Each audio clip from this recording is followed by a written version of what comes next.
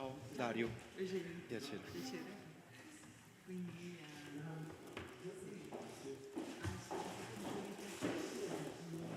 Judicial Studies in English. Yeah.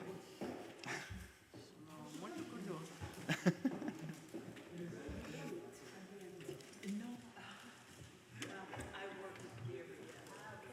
So I already have my copy, so I think it's there. First, I was suggesting to do us.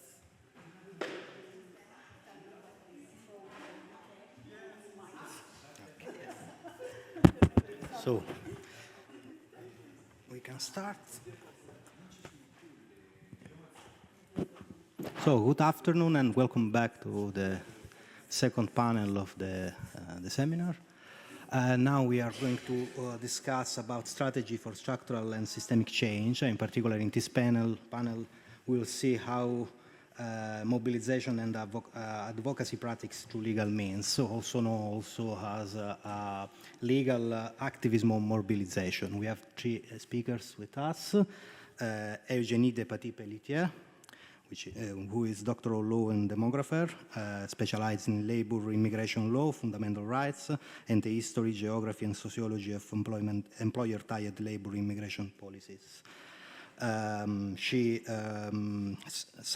since 2004, research and knowledge transfer activities focused on, in particular, on the impact on the exercise of fundamental rights of employment regimes tying migrant workers to specific employers, and also works as an adjunct professor at the Laval University at the Department of Geography. Okay.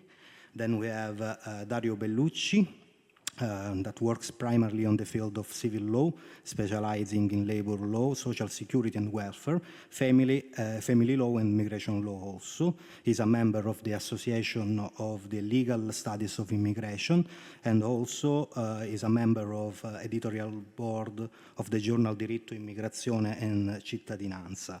And then Giulia Gori, that works as head of complementary pathways program at the Federation of Protestant Churches in Italy, and has been involved in the design and implementation of the humanitarian corridors since their beginning in 2016.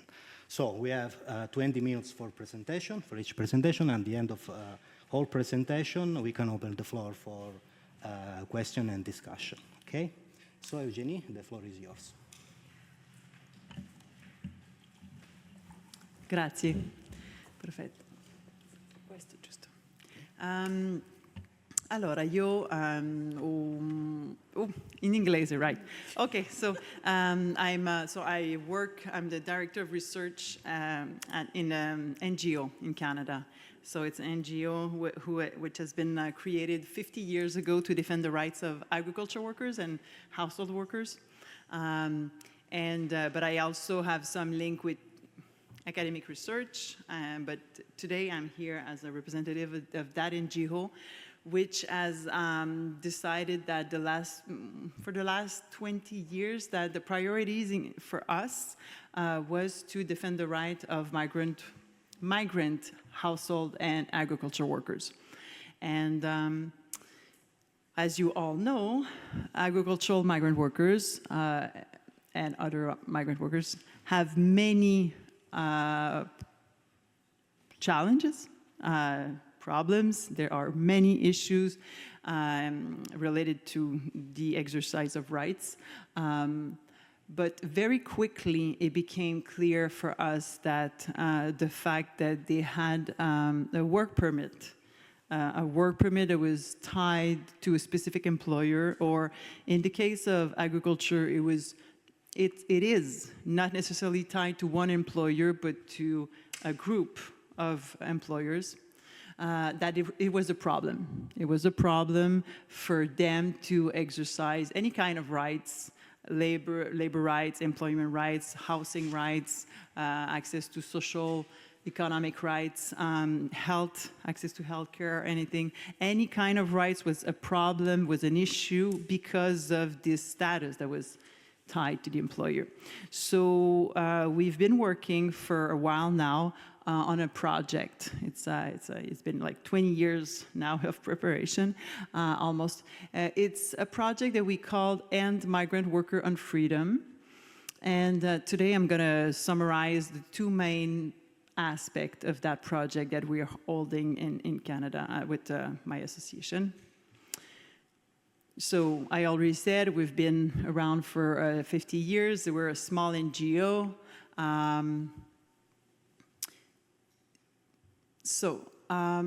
Again, the right to change employers quickly became for us at the center of all things. So I quickly want to go through a few things of a context here. When slavery was legal, well, around the world, but in North America specifically, there was laws, different regime, legal regime that structured the relationship between unfree labor and their employers, well, owners. And then when slavery was abolished, what is interesting to realize is that most legislatures, they didn't stop actually unfree work and unfree labor regimes. They just kind of switched the way in which it was created. For a while, for instance, they regulated employers, and they said, well, if you steal the worker of somebody else, well, you know, you can sue the other employer for damages because it was your employee. So they maintain kind of ownership, property rights for employers for a while. Other ways was to in contract laws. So the contract laws were integrated into criminal laws. That is, a worker that has signed a contract and quit before the end, you know, was brought to prison. Or somebody that was found, you know, wandering without the work contract was brought to prison. Or also people in prison, you know, were giving out to specific employers to spend their time instead of, you know, spending time in prison. So there was all different ways in which they could actually maintain unfree labor regimes, also including regulating agencies, brokers, labor brokers. So saying, well, you can't come and, you know, talk to people and try to have them leave their work. This is, again, prison for you if you do that. So again, and all these schemes and laws, specifically with Alabama, Florida, South Carolina, you know, Missouri, all of them. But all these new laws that were servitude laws, also peonage. Peonage was kind of, employers were giving cash to employees, and the moment you had accepted, you know, amount of money, you could not quit before you were brought to prison if you quit before, you know, you had worked enough to reimburse the advance. So there was all different mechanisms that was in debt, and these was a big deal. But all that to say that all these laws that kind of legitimized and legalized unfree labor, well, the prohibition on changing employers for workers, they were brought to court. So people actually brought them, especially the federal government at the time in the United States, brought them to court saying, well, now we have a constitution. The constitution say you cannot put people in slavery or into servitude. And so you had these judges, like at the end of the 19th century and early 20th century, who like were stuck with these laws recreating slavery, but it was not slavery, it was like temporary servitude.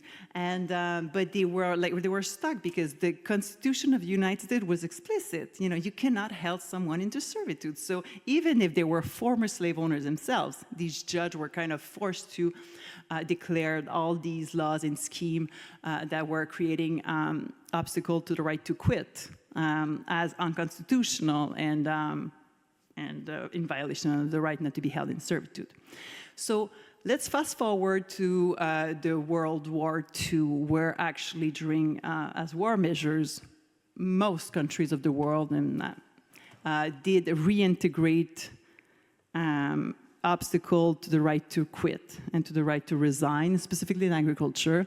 And most of them created new regime for foreign workers to come and help for the war efforts, but were tied once again to specific employers, especially in agriculture, but not only, also in factories. But anyway, all that to say that what has been, judged and declared by tribunals 100 years ago as, equivalent to slavery, were actually being normalized for foreign workers during the war, but also after the war. Employers kind of appreciated captive employees. And so, especially in agriculture, we're allowed to keep, these schemes to maintain foreign workers. And then all employers across sectors raise their hand and say, we also want captive employees. We would like foreign workers that are tied to us. And so now, I don't know, in different countries it varies, but in Canada, it's every occupation now has some percentage of employees that are tied and that are not allowed to quit the employer. Quickly, in Europe, there is the UN Convention on Human Rights. You have this right not to be held in servitude. So it is there, it exists, but obviously there's still no link that has been created between the right not to be held in servitude and the regimes that keep European workers into schemes that prohibit them from changing employers freely.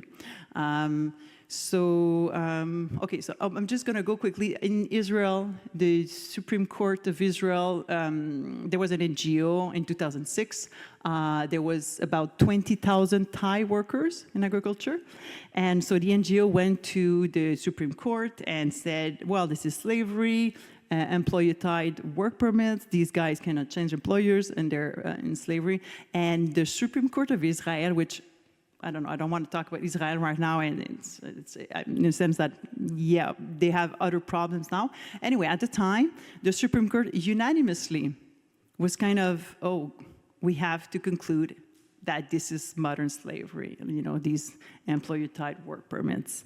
And so unanimous decision, and anyway, they forced the Israeli government to change the regime. But the thing is, work permit is just one tool.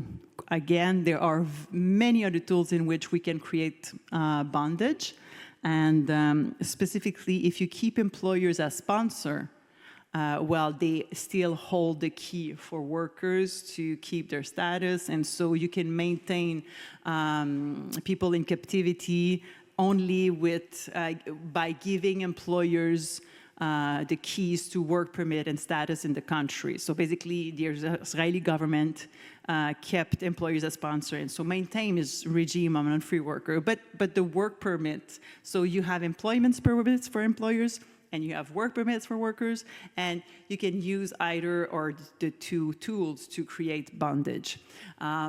So anyway, Israel right now, it's not perfect at all. I'm just saying that still, it's the first precedent that happened in court in modern time and it was a constitutional action. And so in Canada, we don't have a right not to be held in servitude, but we have in the Constitution the right to liberty. We have a right to physical and psychological integrity, and we have a right not to be discriminated against on the basis of countries of origin. And in Canada, we do invite people from France, from Italy, from the UK, from the US, and they have all open work permits, and they can change employers and are free. But if you come from St. Lucia or Jamaica or Guatemala or Philippines or Mexico, well then you will not have access to these open work permit and have a capacity to change employers if you're not paid by the employer. And so we went to court, and okay, so I'm going to switch quickly to what we've decided to do. so yeah, there's different ways in which, so, okay, so I'm gonna go, so of course, being tied to specific employer means more increased vulnerability to wage theft, work-related illnesses, accident, work-related death, sex harassment, rape, human trafficking. Obviously, human trafficking is related to the fact that people will find themselves in irregular legal status, either because the employer sponsor did not correctly renew their permit, or because they quit because the abuse was too heavy, and so they might find themselves not only in irregular status but also in possibly in human trafficking rings. So yes, we're talking about different level of abuse and obstacle to the exercise of rights. And again, these means a violation of different constitutional rights. We've picked a few, and we went to court. So the first thing we did was we didn't have a lot of money, and that was a problem. For a while, it was really a problem. How do you go to court, to constitutional court against the state? And honestly, like, everything changed for us when we kind of put two and two together and we started thinking in collective terms. That is, to combine a constitutional action with a class action. Class action demanding damages, financial damages for the violation of fundamental rights by the state. And so we launched a constitutional class action, and yes, the class is huge because it's about 2 million migrant workers that we're representing in court. And so even if every migrant worker is given like $1,000 only for like 7 years of slavery, it's nothing for that person. It won't really compensate the harm. However, if you put everything together, well, you might have a penalty that a state will remember, and other administration, will think ahead, will think a little bit before reinstating an unfair labor regime again with non-citizens. So the idea, again, is the dissuasion to go, and also it allowed us to, since we're going now asking also financial damages, honestly, we have the best law firm of Canada, like working for us, because the idea with class action is that they can get reimbursed when we reach a conclusion. And so now that's like, it's a significant amount of money. Yes, very, very, very good litigators are working and hopefully will be paid soon. But for us, the important part is we found a way to go ahead and having the best tools that we need, and not just the best law firm, but also all the unions and the university professors ready to go to court and serve as experts, because we have like 60 years of data, anthropological data, sociological data, geographical data. Like every different faculty has some experts. It's been decades of violation of human rights in Canada, specifically in agriculture, but again, now it's in every sector. So we have it's a process, but we have kind of won the first step. The first step was just as an NGO to be authorized as plaintiff, because we didn't want to have like a human being and say you will fight the government for like 10 years. It's asking too much, like, for a human being, for a migrant worker. So the idea was very much to have ourselves as the NGO, as the plaintiff, and so we are moving one step at a time. But yes, our legal question and us as a plaintiff has been authorized by the Quebec Superior Court, and so it's a process right now. We're in the phase of bringing all the evidence, so bringing the different experts all to have this very beautiful debate, but in court with us, asking the question and putting the narrative of unfair labor being pitted against citizen workers. So legal action is one thing, and I just want to conclude quickly that we also do at the same time, because when we went to court, I mean, we were helped because, again, a UN rapporteur on contemporary slavery came to Canada, visited a little bit of migrant workers and concluded, well, your foreign labor schemes, these are like breeding grounds for slavery. And of course, it was like a scandal. Like everybody, the parliament was like, what, slavery in Canada? Like everybody was talking about that. It was a big deal. So of course, when we went to court like 2 weeks after, like it was like the momentum was great. But the problem with that is that so quickly people said, okay, work permit tied to a specific employer, maybe it's not the best. We recognize that maybe people are put like in some form of vulnerability to abuse, so maybe we should do something else. And so very quickly, employers were very much ready with a plan B, which actually was kind of the same being, instead of one employer, a group of employers, we're gonna import batch of workers for ourselves, So we're gonna own, as a group, specific groups of employees, which is quite frankly, not much better for all sorts of reasons, and blacklisting is very much facilitated when you have groups of employers that can just exclude from their program and scheme people that have work accident or complaint. And so, no, we have a program that has been working now in Canada. It has been functioning for a while in Canada, and it has been linked to groups of employers. And no, it's not better than just one employer. So we're trying to push now, not just in court, to see the unfree labor as being recognized as a problem, not just for migrant workers, but also for the Canadian society, because it put pressure on work conditions for citizens, and also the rule of law cannot be applied effectively when you have people having problem exercising rights and demanding the application of the laws. But also, now we are pushing also to the parliament. We want to bring to the parliament something that is a real labor migration policy that is not creating of bondage in the country.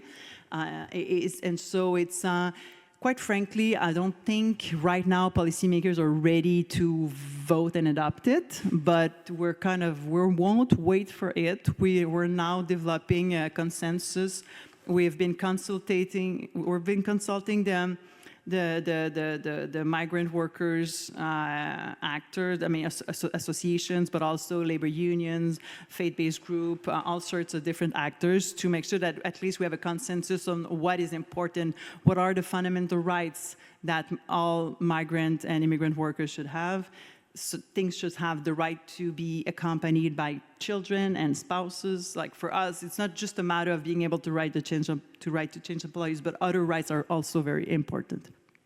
And so we want to have first a consensus. So we're going to publish, hopefully soon, a collective declaration of fundamental rights for migrant workers, the movement, and then from there produce a policy proposal technical enough to be adopted as a law by Parliament.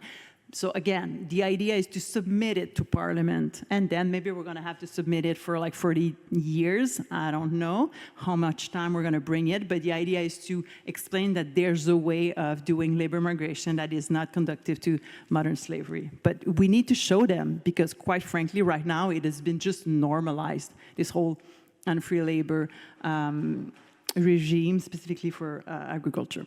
And so, well, I guess that conclude the synthesis I wanted to share about what we're doing in Canada. I think there's a lot things that we have in common with Italy and Europe. I think some things are totally different. Some strategies that we use could be useful here. Yeah, I guess maybe later in the discussion I can come back to that. Thank you.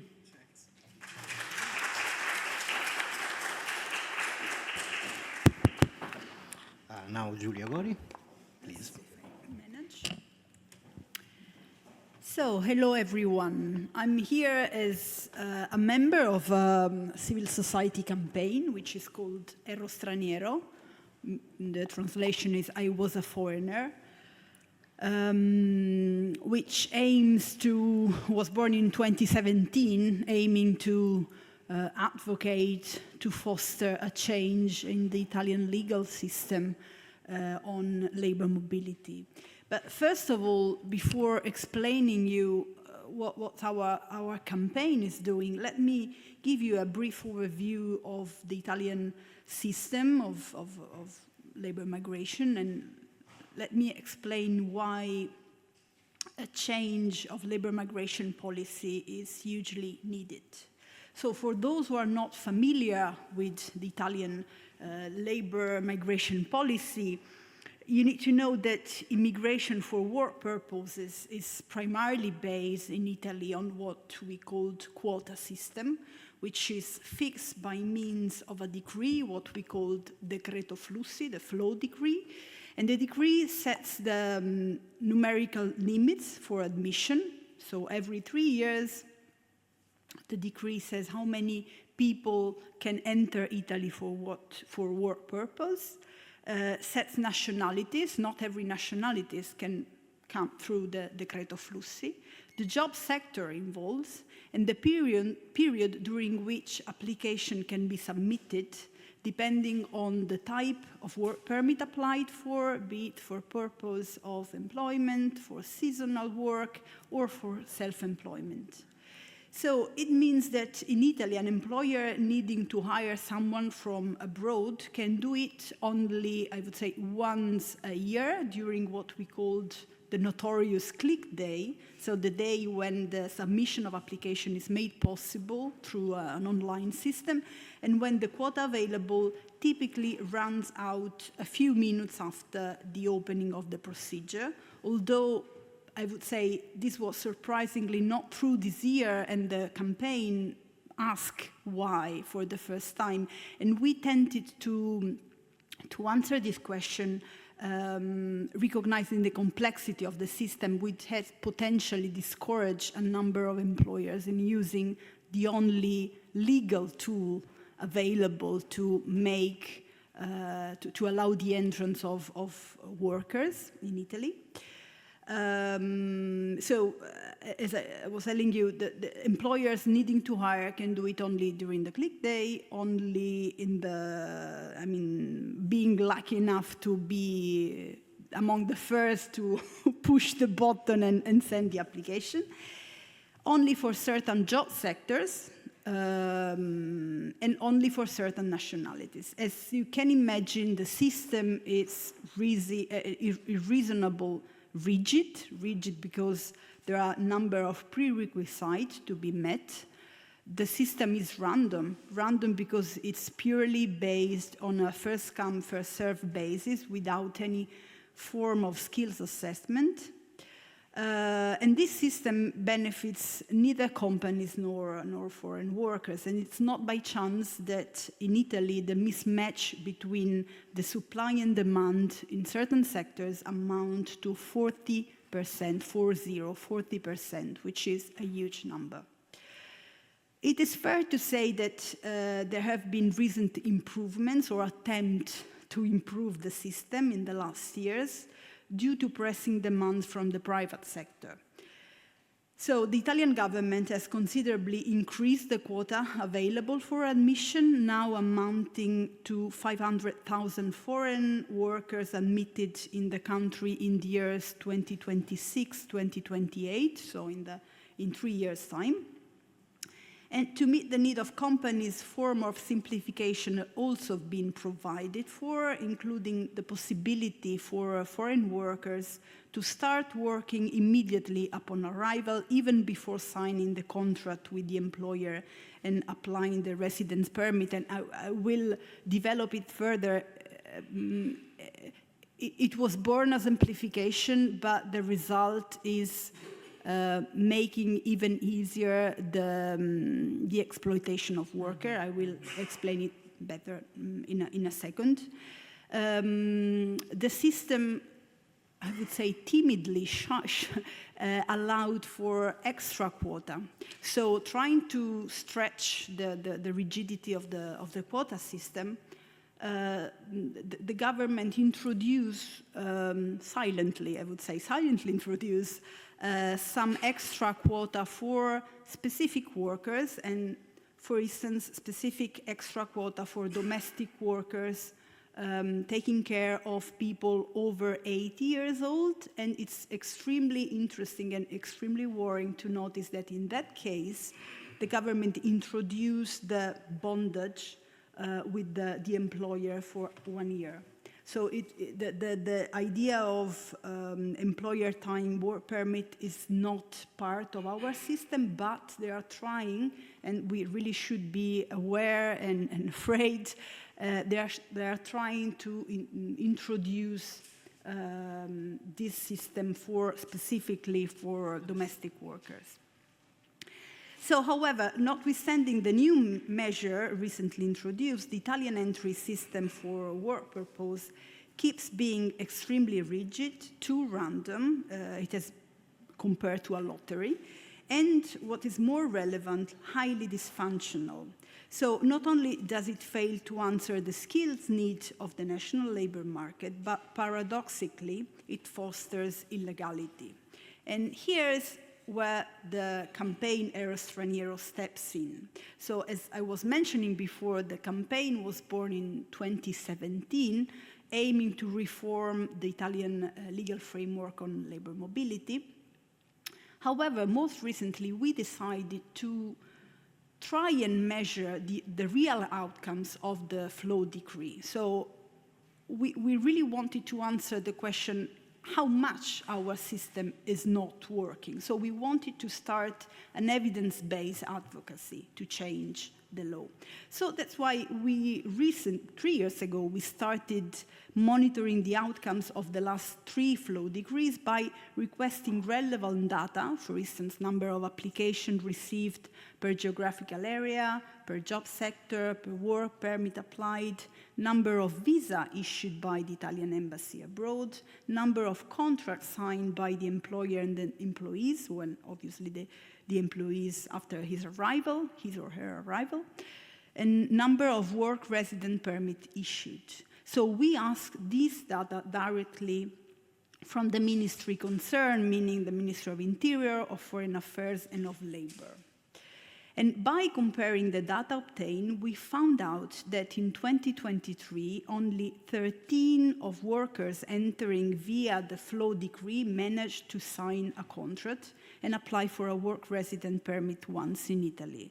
The rest, amounting to a huge 87% of those who came with the quota, so using the only legal tool to legally enter Italy for work purpose, turn out to be irregularly in the country in a situation of vulnerability and exploitation.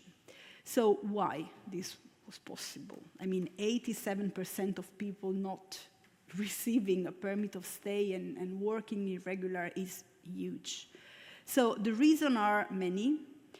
First of all, I would say that the very long waiting times needed to finalize the procedure, largely due to understaffing problem at the offices processing the file back in the country of origin. So the average time to finalize the procedure, we found out it's from 9 to 12 months, which is a time frame clearly not compatible with companies' need. So it's not uncommon for a worker to obtain an entry visa only when such work is no longer needed. So, for instance, considering the seasonal work or the domestic work, if you have the urgency to take care to an elderly. Other reason might be the phenomenon of scams, again, foreign workers who are asked by, I would say, a galaxy of local fixer in country of origin and, I would say, in Italy too, to pay sums to up to thousands of euros to be called by a non-existent employer. And here, if you remember, I was telling you the simplification. So you can enter and start working without, even before signing the contract. And here is a problem, because as it's possible to work immediately upon arrival while waiting to be called for the finalization of the procedure, it happens that employer uses the services of worker as long as they consider it useful, and then they refuses to formalize the final, the work relationship.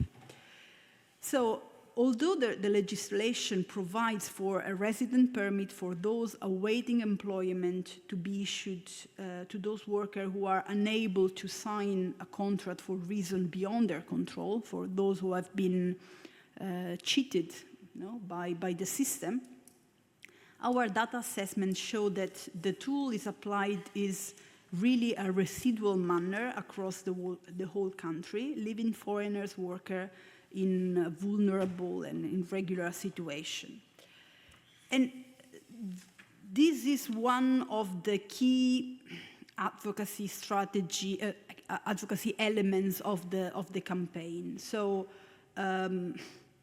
although we well known that a wider reform of the system is desirable, it should be the long-term goal. In the meantime, we try and advocate for what I could say short-term fix, including, as I mentioned before, the issue of a resident permit for those not able to sign a contract for reasons beyond their control.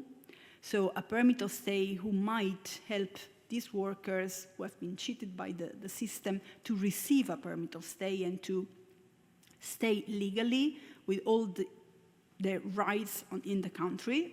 It is, as I mentioned, this permit of stay, although being possible, is not so widespread. It's used in a residual manner. Then another point is the regularization channel through unemployment contract for those workers who are already working in Italy, but with an undeclared employment contract. And in part, it is similar to what is happening in Spain, for instance, where people illegally present in the country have been regularized, either providing to have an employment contract or by completing training courses in sectors that are strategic for the Spanish economy. So that might be another possibility, a sort of short-term fix that might improve at least the situation in the short term of workers in Italy. And then we were also considering the idea of a sponsor, although you clearly mentioned the risk of having a company as a sponsor. In the idea of the campaign, a sponsor might be an association, an academic institution, an employer, and I well understand the risk. There is this bondage, which might provide guarantees for workers, enable them to obtain a resident permit for the purpose of seeking employment. So more or less, these three are our short-term fix, which obviously do not change the system as a whole, but might help to improve the condition of foreign workers in Italy. Thanks. Thank you, Giulia. Now we have Dario Belluccio. Allora, grazie. Io innanzitutto mi scuso perché avevo immaginato che anche nel pomeriggio vi fosse il servizio di traduzione, quindi avevo preparato la mia presentazione in italiano e la terrò appunto in italiano. Mi dispiace molto per gli amici del Canada, ma nei prossimi giorni comunque cercherò di fare una traduzione di questo intervento e di farvelo avere, se vi può interessare. Un'altra premessa è che dopo quello che è stato detto questa mattina e dopo anche la presentazione che è stata fatta prima e da Giulia, c'è molto poco da aggiungere da parte mia. Però proverò appunto a sviluppare il mio discorso su una parte più teorica all'inizio, per capire poi come associazione per gli studi giuridici e l'immigrazione come abbiamo provato appunto a implementare alcune appunto di queste teorie, di queste idee che abbiamo sviluppato. perché io sono un avvocato, ma sono anche un membro dell'Associazione per gli Studi Giuridici per l'Immigrazione, che è un'associazione che da quasi 40 anni offre supporto alla diffusione dei diritti, diciamo, delle persone straniere e dei richiedenti asilo in Italia. Nell'ambito di questa associazione abbiamo portato avanti almeno negli ultimi 15 anni uno specifico servizio che è un servizio contro le discriminazioni, nell'ambito del quale poi si sono inserite anche le iniziative le iniziative giudiziarie, le cause di cui appunto andrò a parlare. E i termini principali del mio ragionamento sono sostanzialmente tre, le parole chiave sono sostanzialmente tre, sono il debito come situazione di bisogno, come quindi condizione dello sfruttamento da parte di terzi in danno della persona straniera, la distonia o il disallineamento tra le normative e le prassi in materia di immigrazione e quelle in materia di lavoro in Italia, e poi il potere, in particolar modo come potere contrattuale delle singole persone, diciamo dei lavoratori appunto sul mercato appunto del lavoro. Questo perché la vita dell'immigrato, del lavoratore, della persona straniera in Italia sembra che sia sempre più, anche formalmente, considerata soltanto se è funzionale ad interessi che sono estranei alla sua persona. E il paradosso è che anni di costruzione, diciamo, di queste politiche e di queste normative hanno portato alla considerazione, che veniva ben detta anche questa mattina, per la quale, diciamo, è la stessa persona straniera ad assumere questa impostazione, diciamo, su di sé, cioè questa postazione, diciamo, appunto di difficoltà, e questo non soltanto quando svolge un'attività lavorativa per qualcun altro, come avviene nella maggior parte dei casi nel campo appunto dei lavoratori dell'agricoltura, ma anche quando non lavora, perché è l'idea del lavoro, l'ossessione di dover ottenere un contratto di lavoro, qualsiasi esso sia il contratto di lavoro, come si diceva appunto stamattina, che diventa costante, perché la legislazione italiana è costruita in maniera tale da rendere necessario il possesso del contratto di lavoro per poter ottenere il permesso di soggiorno o il rinnovo del permesso di soggiorno in Italia. Quindi, a differenza, diciamo, di un qualsiasi lavoratore, non soltanto parliamo dell'homo economicus nel senso liberistico, diciamo, del termine, ma la persona straniera è in una condizione che io definisco una condizione di debito costante, di debito continuo lungo tutto appunto la sua vita. E questo tipo di debito si trasforma in una sorta di senso di colpa che lui ha non soltanto nei confronti, diciamo, del datore di lavoro, ma in ambito sociale, nei confronti, diciamo, di tutta la società. Ora, noi siamo abituati a vivere un'economia del debito, nel senso tutti quanti, nella retorica comune, viviamo un'economia del debito, nel senso in cui il debito è il ricatto principale, il debito pubblico, attraverso il quale vengono giustificate politiche di privatizzazione e politiche di riduzione del welfare state, del sistema di sicurezza sociale. Questo, diciamo, è qualcosa che però si aggiunge, ma non definisce soltanto la questione, diciamo, della persona straniera in Italia, perché la persona straniera non soltanto accumula debito nell'ambito del rapporto di lavoro, nel mercato di lavoro e quindi nell'immediatezza, ad esempio appunto guardando appunto all'orario di lavoro, ad esempio delle lavoratrici domestiche in particolar modo, ma anche dei lavoratori appunto dei campi, dei braccianti agricoli, dove in Italia non soltanto appunto come dire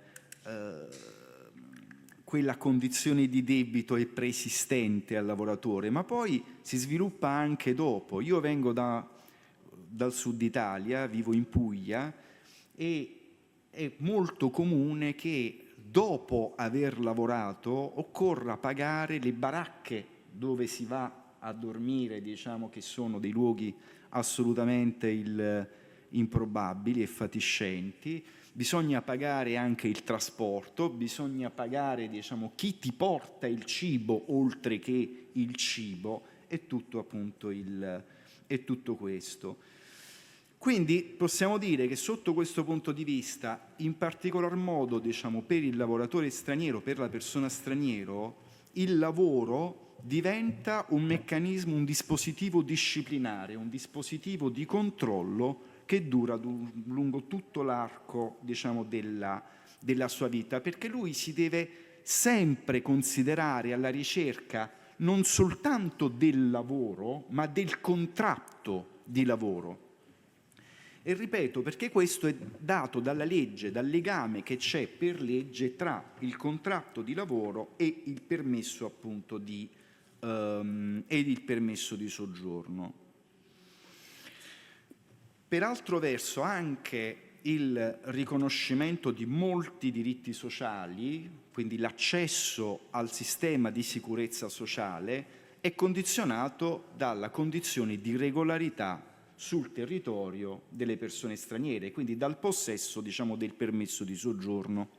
Ora qui c'è un paradosso, ecco, una distonia, cioè a partire dagli anni 90 del Novecento, mentre vengono ridefinite e destrutturate le categorie classiche, diciamo, del mondo del lavoro, e in particolar modo il contratto di lavoro a tempo pieno ed indeterminato, che era tipico dell'epoca fordista diciamo, di lavoro, mentre viene anche modificato il tipo di rapporto di lavoro autonomo con l'introduzione di figure precarie di collaborazione, dal punto di vista del diritto dell'immigrazione viene invece richiesto al lavoratore, alla persona straniera, di avere un contratto di lavoro, se possibile stabile e a tempo indeterminato.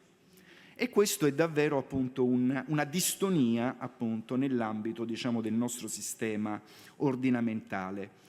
Un ulteriore elemento: il welfare state, il sistema di sicurezza in Italia, è basato sul sistema di corrispettività, di sinallagmaticità tra la tutela del lavoro e la tutela sociale. Cioè si accede alle tutele sociali innanzitutto attraverso il lavoro. Questo è molto chiaro se voi guardate il rapporto Istat del 2025, vedrete che l'80% della spesa pubblica rivolta al sistema sociale è spesa per le pensioni.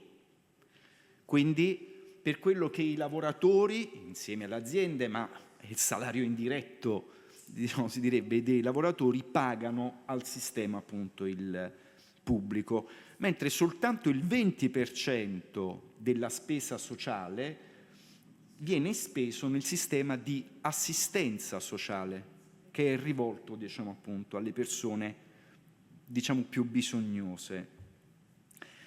Quindi questo vuol dire che al sistema della spesa sociale si accede anche qui tramite il lavoro, che diventa ancora una volta un meccanismo disciplinante e un meccanismo appunto di controllo della vita dei singoli. Per quanto riguarda però i lavoratori stranieri, questo è soltanto parzialmente vero, perché loro non soltanto devono essere sempre persone che lavorano e che decidono di lavorare e di restare in Italia fino alla pensione,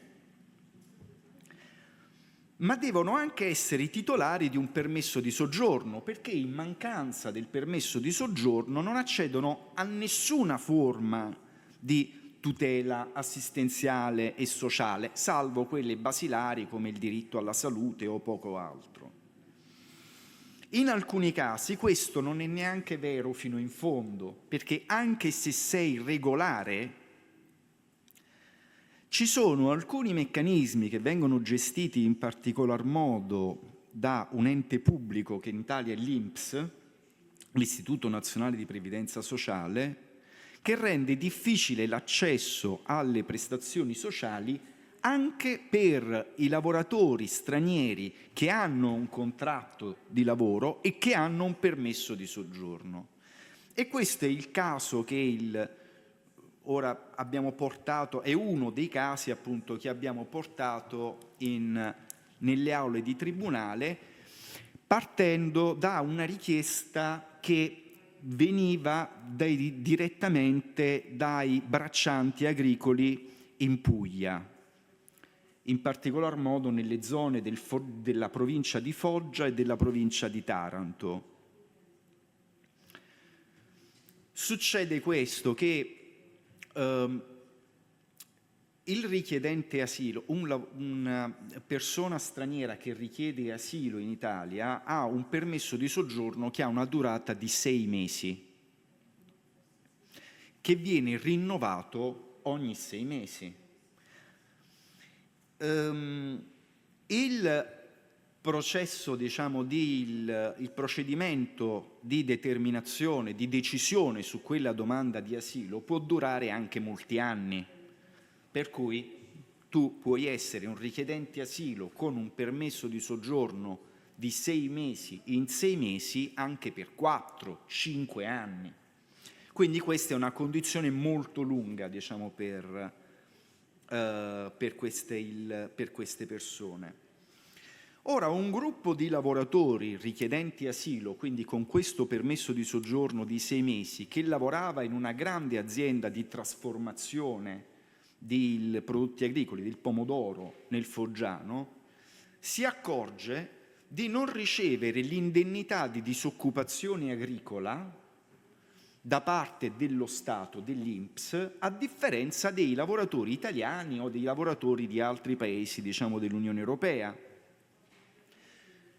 Questa questione si diffonde negli insediamenti informali che ci sono nella zona, in particolar modo del Foggiano, innanzitutto, diciamo, del Foggiano, tanto da crearsi un vero e proprio piccolo movimento, diciamo, di lavoratori che reclama l'ottenimento della indennità di disoccupazione agricola. Voi sapete meglio di me che il lavoro nei campi è molto spesso un lavoro stagionale, dura per 6, 7, 8 mesi, diciamo, nel corso dell'anno, ma poi ci sono dei mesi in cui la terra deve fermarsi per forza, ok? L'indennità di disoccupazione agricola serve a questo. È diversa dalle indennità di disoccupazione ordinaria, serve a coprire quei periodi di inattività. L'INPS perché negava l'indennità di disoccupazione agricola ai lavoratori stranieri richiedenti asilo? Perché diceva, visto che un lavoratore stagionale in Italia, straniero, può avere un permesso di soggiorno e può rimanere in Italia per un periodo massimo di 9 mesi, e visto che quel lavoratore non può per legge avere l'indennità di disoccupazione agricola, perché devi maturare 2 anni di contributi per avere quella indennità, allora anche tu, lavoratore straniero richiedente asilo, che hai un permesso di soggiorno di 6 mesi, non puoi avere l'indennità di disoccupazione agricola, anche se quel lavoratore stava in Italia da anni e lavorava continuativamente da anni.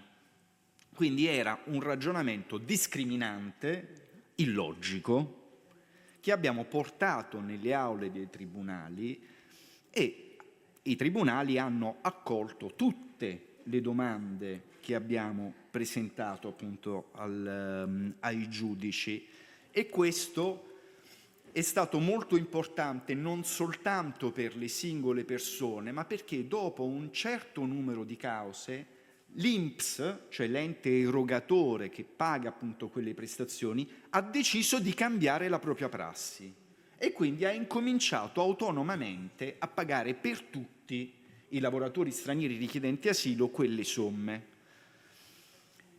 Questo è uno degli esempi di come, attraverso la voce che proviene, diciamo, innanzitutto appunto dai lavoratori stranieri, innanzitutto, e in questo caso anche un'azione, diciamo, legale, è stato possibile spostare una serie di risorse economiche del welfare state in favore di una classe sociale, diciamo, specifica ed è particolarmente appunto il rilevante.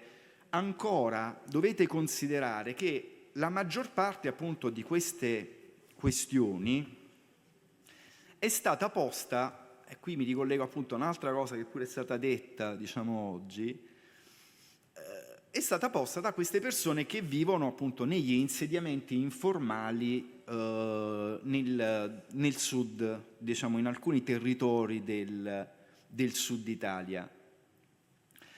Sono le persone che non hanno avuto accesso al sistema di protezione e al sistema di assistenza e di accoglienza per i richiedenti asilo, per altri motivi che ora non è il caso, diciamo, di affrontare. E qui però appunto vorrei arrivare alla ricaduta politica, diciamo, del mio ragionamento. Un sistema di welfare state serve alla funzione di redistribuire, diciamo, le ricchezze in maniera tale da garantire il principio di uguaglianza, diciamo, tra le persone. Queste persone sono sicuramente appunto quelle che hanno una necessità e un bisogno impellente, perché appunto vivono già in condizioni disastrose, ma poi per la loro condizione specifica di lavoratori stagionali. Cioè, se non hanno quella indennità di disoccupazione, si trovano in una condizione di bisogno, di debito, di debolezza talmente elevata, perché non riescono ad avere neanche i soldi per potersi comprare la ciotola di riso, sostanzialmente, che è evidente che sviluppano una appunto necessità tale da costringerli ad accettare qualsiasi condizione di lavoro. E non è un caso che le persone che vivono all'interno di quei ghetti, di quegli insediamenti informali nel sud Italia, sono le persone che prima di altre subiscono gli effetti del grave sfruttamento lavorativo sulla loro persona. Questo per dire che la lotta per l'accesso al sistema di assistenza e previdenza sociale è una lotta che ha, come appunto in questo piccolo caso, diciamo, anche ha avuto, ha degli effetti, ha effetti molteplici, cioè riesce a raggiungere, diciamo, diversi obiettivi. Sicuramente è una lotta per quello che noi giuslavoristi chiamiamo il salario indiretto, cioè l'accesso appunto al welfare state, alle misure di sicurezza sociale. È sicuramente una lotta contro un sistema di sfruttamento lavorativo, o meglio, è una lotta che serve a contrastare i prerequisiti dello sfruttamento lavorativo, cioè lo stato di bisogno delle persone. È una lotta poi per accedere ad un luogo di discussione politica, perché almeno in tutte le società che definiamo, diciamo, occidentali, il welfare state è stato dopo la seconda guerra mondiale, diciamo, in poi, il principale luogo del conflitto politico, perché è il luogo in cui si decide realmente l'allocazione delle risorse pubbliche a favore di una persona, diciamo, piuttosto che di un'altra. Quindi la sanità, l'indennità di disoccupazione, tutto, diciamo, quello che passa appunto per il welfare state. Dare la possibilità ad una persona di accedere ad una misura di welfare state vuol dire anche ricordare a quella persona che se domani qualcuno cancellerà quella misura, lui sta perdendo un diritto e quindi avrà voglia di esprimere la sua voce in quell'agone politico, in quel luogo di discussione politico. E poi quella battaglia è una battaglia per garantire, dal punto di vista anche individuale, maggiore potere contrattuale al singolo lavoratore nel momento in cui si deve confrontare con il datore di lavoro per avere un salario migliore o peggiore.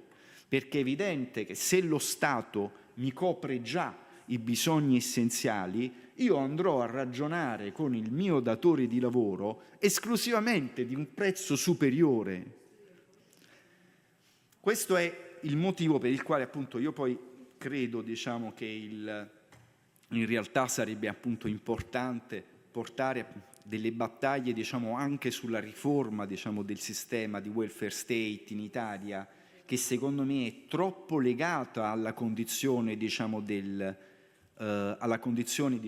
lavoratori, in realtà, per allargarlo, diciamo, in senso maggiormente universalistico.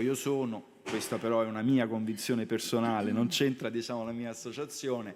Io sono un fautore, diciamo, delle ipotesi del reddito universale, del reddito garantito, del reddito di cittadinanza, chiamatelo come, diciamo, lo volete, diciamo, come lo volete chiamare. E preparando un po' studiando un po' per questa giornata, mi sono imbattuto in questo scritto di Thomas Paine, che è del 1796, che è molto interessante secondo me, perché viene sviluppato questo scritto nel momento in cui ci sono le grandissime discussioni, diciamo, sulle riforme agrarie, diciamo, in alcuni appunto paesi d'Europa, e lui si rifiuta in realtà di utilizzare il termine riforma agraria e scrive questo piccolissimo libro che si chiama The Agrarian Justice, la giustizia agraria.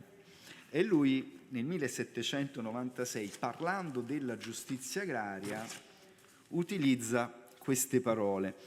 Lui dice che occorre creare un fondo dal quale verrà data ad ogni persona al compimento del 21° anno di età la somma di 15 sterline a titolo di parziale risarcimento per la perdita della propria eredità naturale a seguito dell'introduzione del sistema della proprietà terriera, e inoltre la somma di 10 sterline all'anno per tutta la vita ad ogni persona attualmente vivente di età pari o superiori ai 50 anni e a tutte le altre persone che raggiungeranno questa età.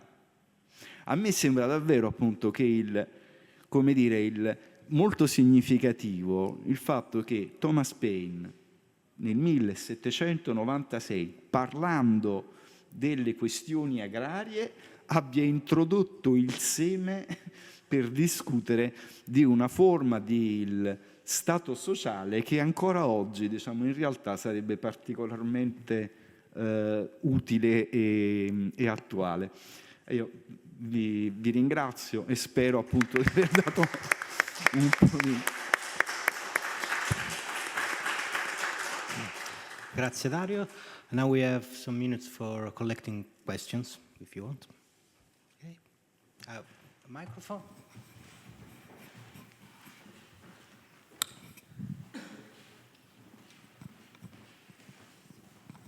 Thank you. I have 3 questions for the 3 panelists. So I will start with the lawyer. Avvocato, le faccio la domanda direttamente in italiano, come se si è espresso in italiano, e mi fa molto piacere che sia giuslavorista, e le vorrei chiedere Ma come spiega questa deriva che si è manifestata, concretizzata nel Paese su questi abusi sul lavoro, sui lavoratori in generale? È diventata una grande questione penale e poco lavorista. Questa è una prima domanda. La seconda, la legge sull'immigrazione si è arricchita, tra virgolette, di questo 18 ter, no? Qual è la valutazione che voi ne fate? I want to ask Eugenie why in her presentation she talks of servitude and not going beyond, because here in Italy we talk of paraschiavitù, no?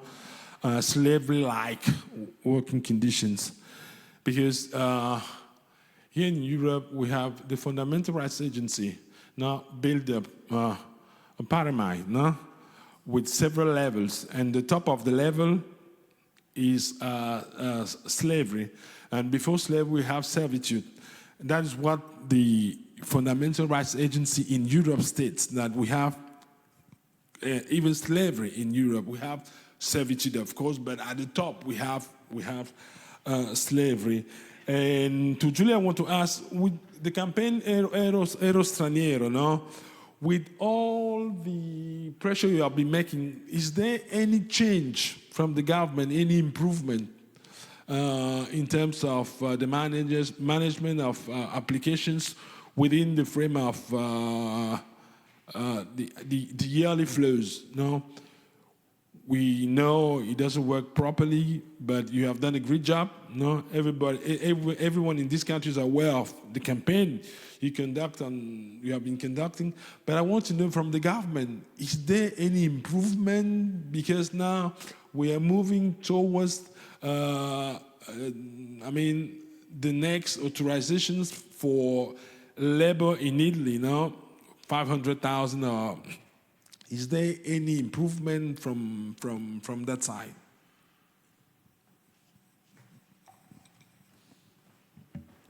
Other question?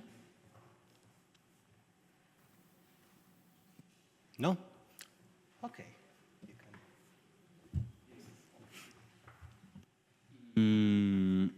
Allora, come mai questa deriva?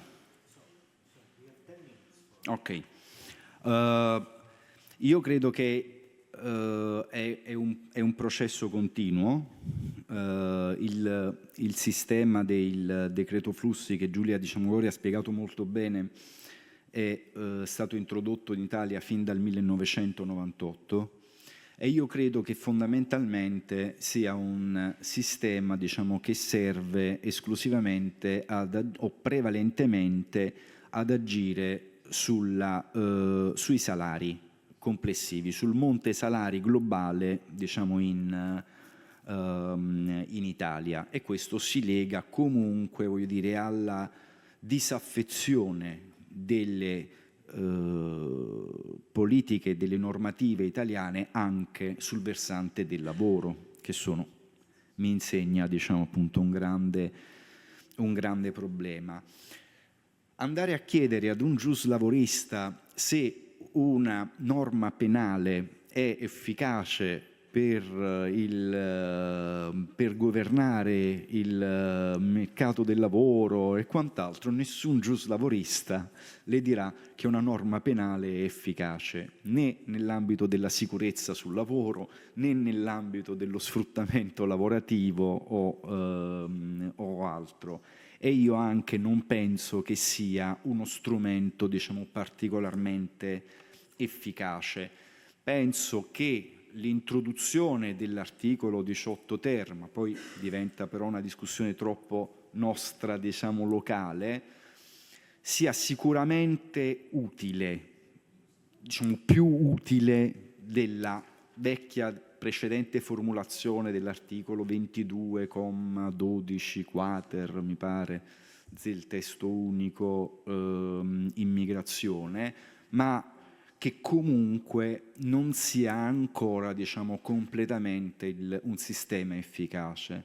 Cioè il passaggio, ora non ho il tempo, diciamo, potrei fare un esempio appunto di quello che appunto ne parlavo ieri con un amico e collega, diciamo, ieri sera a cena. Quando sono andato, diciamo, abbiamo fatto delle campagne durante il periodo del Covid, nelle campagne della Puglia, per raggiungere dei lavoratori, per spiegare appunto quanto poteva essere importante utilizzare la denuncia al datore di lavoro. Tutti quanti, la maggior parte, ci dicevano che sapevano benissimo di che cosa stavamo parlando, ma che se dovevano fare una denuncia, aspettare 2 anni per ottenere forse un permesso di soggiorno, e in quel periodo, in alcune zone dove le economie sono criminali, non solo non dovevano lavorare, ma avevano il rischio di essere anche sparati, hanno detto no grazie, non ci interessa. No? E quindi, come dire, quei sistemi sono comunque nell'ottica del sistema repressivo dell'immigrazione irregolare, prima ancora che dei sistemi di tutela del lavoratore. Questo credo che... Ecco, la risposta forse è questa che posso dare io. Yes. Just before I answer the question about slavery and servitude, I just want to comment quickly about the welfare and socioeconomic rights and benefits for migrants. In Canada, I talked about our class action, which was on the fact of being tied to a specific employers, but there is also a second constitutional class action only for agriculture workers.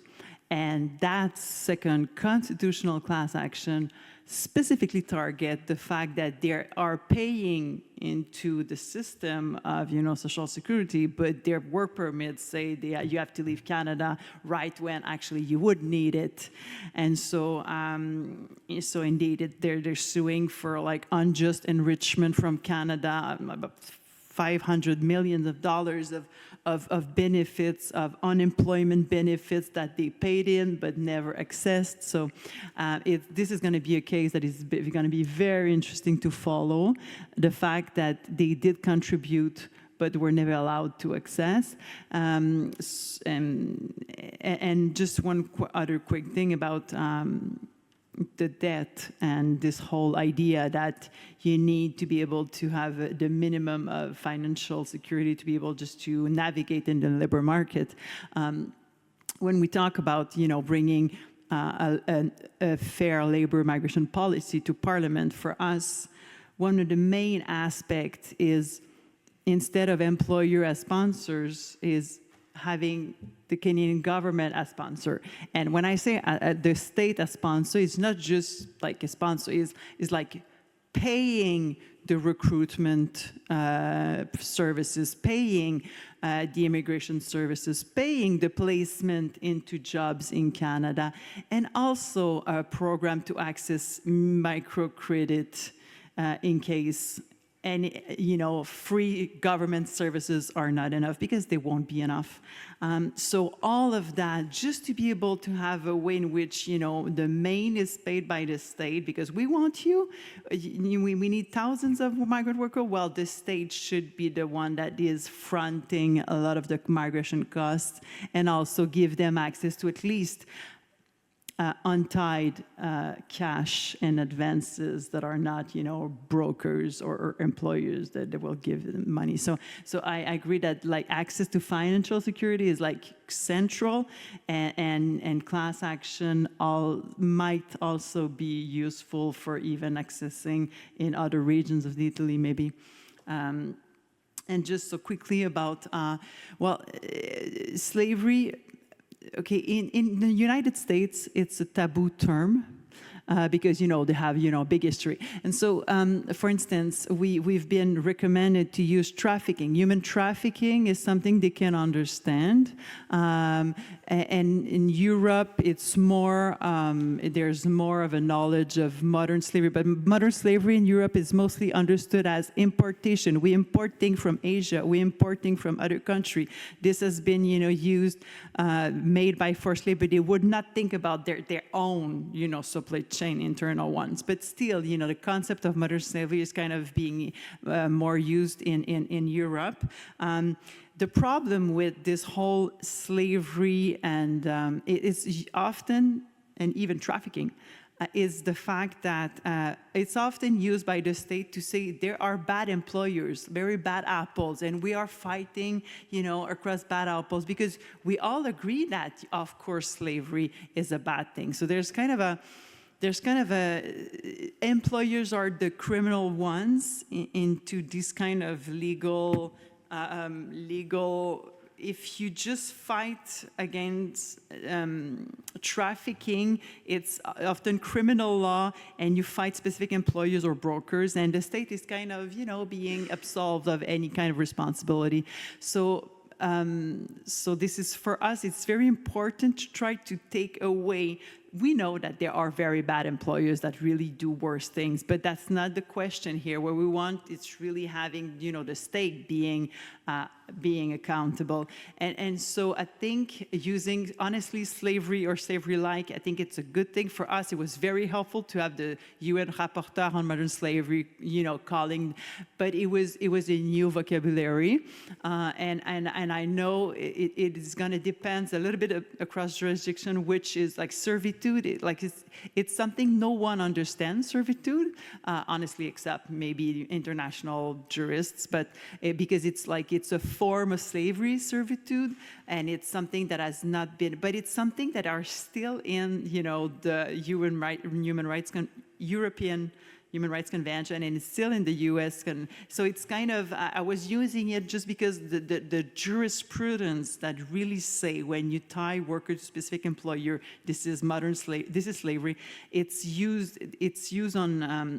using servitude because Alabama and Missouri, you know, were using these kind of, but I agree in terms of, you know, how you define and use different tools in jurisdiction, you need to adapt. And sometimes it might be useful to use servitude, like in the United States, it might be better than slavery because it's temporary. So servitude in their mind, it's more something that is temporary. That could be renewed forever, but it's still temporary. Instead of in other countries, such as a few other countries where arguably slavery is still legalized by the government. And so we have to be careful when we talk to people. Some are, you know, fighting slavery in some countries of the Asia and some countries in Africa where actually they really, you know, talk about a legalization of servitude. And us, it's more about just keeping the state accountable for a violation of something equivalent. So, but it's a good question, and I think we need to adapt to the good environment depending on where we are.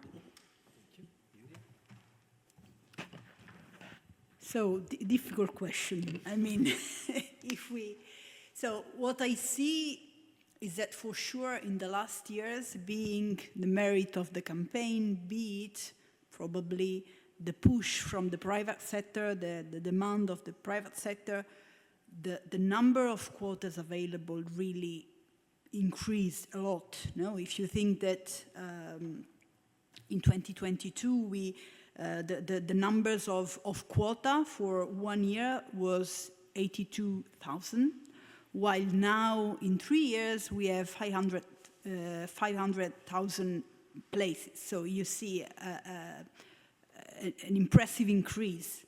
Is it our merit? Is it for sure? It's because the private sector pushes for more entries. But what I see is that one great merit of the campaign is deciding to base our advocacy on an evidence-based. So the number we managed to obtain and the fact that we discovered, because it was really not clear, that more than 80% of people using the law, using the legal framework, did not get to be regularized on the territory. I honestly think that was a surprise also for the government, because what we discovered during our work, that they do not trace number. They even didn't know. I mean, for us, when we do our annual report, it's always a big surprise knowing how much the competent ministry do not know and how much they struggle to give us the numbers that we are asking. So having this research, I mean, together and having clear number based on number of data, based on data given by the ministry, and having this amazing surprise. I mean, this amazing number was honestly a surprise for the government, which is, I really think that it's a merit, and we should keep doing this evidence-based advocacy because it's extremely important. And possibly due to these concrete numbers, that the government is in a very quiet and shy way trying to enlarge, to stretch the system, introducing extra quotas system. But as I told you, they are doing it in a very shy, calm way, not to, how to say, alter the narrative, you know, on migration. And another element, another big problem is that in every sector linked to migration, no matter if it's labor mobility, refugees, migration is the Cinderella of our country. It's regularly, dramatically understaffed, the system. So the system doesn't work, plus it's severely understaffed, and somehow it's normalized in our understanding that everything linked to migration needs to take ages, and it's normal. I mean, yeah, I mean, according to the legal system, it should take, I don't know, 2 months, but it takes 9 up to 12 months. It's not normal, but it's normalized. And it's really something that the campaign is trying to underline. So obviously we are not solving the problem, but it's an important contribution. Thank you.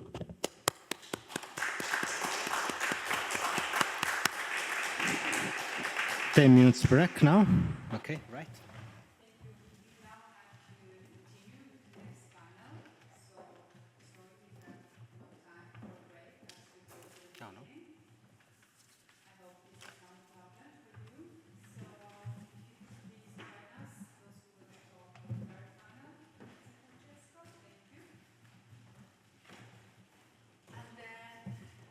Hopefully we will continue to discuss after this third panel together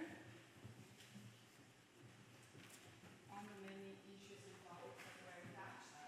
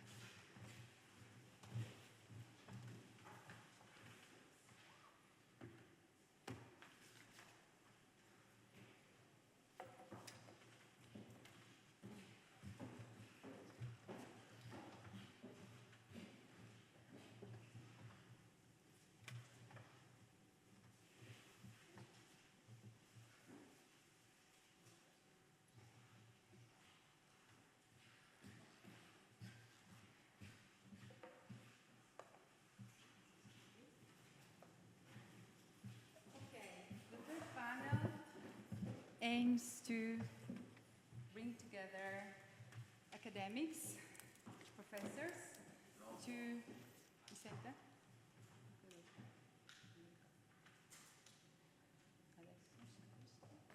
Grazie. Adesso? Grazie. to reflect together on some of the issues that were raised today in the previous panels, in particular on our role as researchers, as it pertains both our interactions in the field, but also the role that academia may have in contributing to all the practices that were mentioned also in the last panel. So we will start first with Professor Donatella Della Porta, who is director of the Cosmos Research Center on Social Movements at Scuola Normale Superiore in Florence. Then we will continue with Professor Barbara Daroit, who is full professor of sociology at Ca' Foscari. Among her main research issues are welfare systems, care systems from a comparative perspective, and currently she coordinates an Horizon Europe project, Let's Care, learning from long-term care practices. And then Professor Susanna Kahai, that is here from Canada, Western University, and who is also my supervisor for this project for the Canadian context. Her research focuses on exploring underserved populations' access and navigating of health and multi-sectorial services with a particular focus on racialized migrants and indigenous populations. Thank you. The floor is yours, Donatella. Thank you. If you would like to start. Yes, thank you very much, Griselda.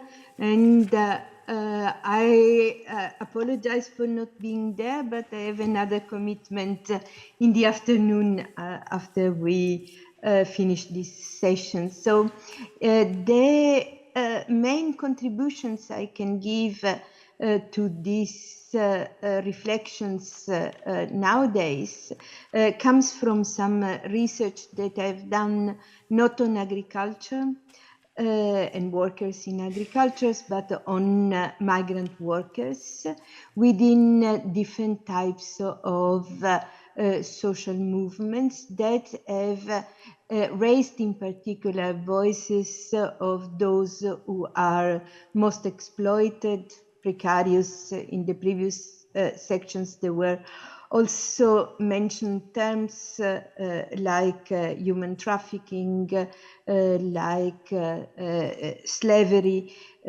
or extreme forms of exploitations. And I've been studying these type of forms, especially in the logistics sectors related with workers like delivery workers, but also in Italy there was a broad mobilizations of workers that work in Mondo Convenienza, which is a sort of Italian IKEA that relies a lot on exploitations of migrant workers. And finally, I've been studying mobilizations for a free Palestine, in which workers have been very important.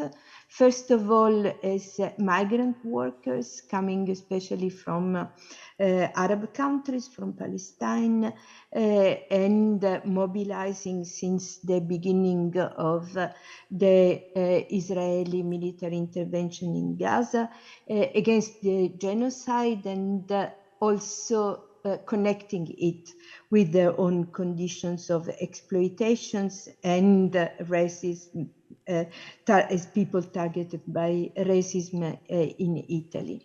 But also workers have mobilized in international actions of solidarity with Palestine, like the dock workers in several harbors in Italy, but also elsewhere. And connecting evidences coming from this different type of research, I want to single out some elements of what I define mobilizations against all odds. So how migrants have been successful at times in mobilizing in context that, according to industrial relations scholars, would have been extremely frustrating and jeopardizing attempt at mobilizations in itself. Research on industrial relations pointed at some types of resources in terms of market conditions, associational power, and also political powers of workers that have been weakened in recent time and which are extremely weak for migrant workers that are working especially in precarious positions and with, as it was also mentioned in the previous sessions, also with very few recognized rights in terms of citizenship that often produce type of discriminations. In research on labor sociology, industrial relations, this type of weakening of the conditions for workers' mobilizations has been initially connected with some success of the workers themselves. So reflections on how a mid-century compromise had challenged the very basis, territorial but also class basis of working class mobilizations. The idea was that integrations of at least part of the working class had eventually reduced the political potential of workers. But this type of analysis have been challenged in research on the economic developments, for instance, by scholars like Piketty, who pointed at the fact that Les Trente Glorieuses, the period of the compromise between capitalism and labor, have long been overcome by an aggressive return to a sort of free market in the most extreme visions. And that there has been a vicious cycle between the weakening of the unions, the weakening of rights, and the further weakening of the possibilities for workers to defend their rights. In addition to this, many research in political science have pointed at the fact that those parties that have been usually in history representatives of the claims of the workers have long moved to the center, and more they are not only ambivalent or even opposed to workers' rights, but recently also very much following the far right in their considerations of migrations as a social, political, and cultural plus economic type of risk.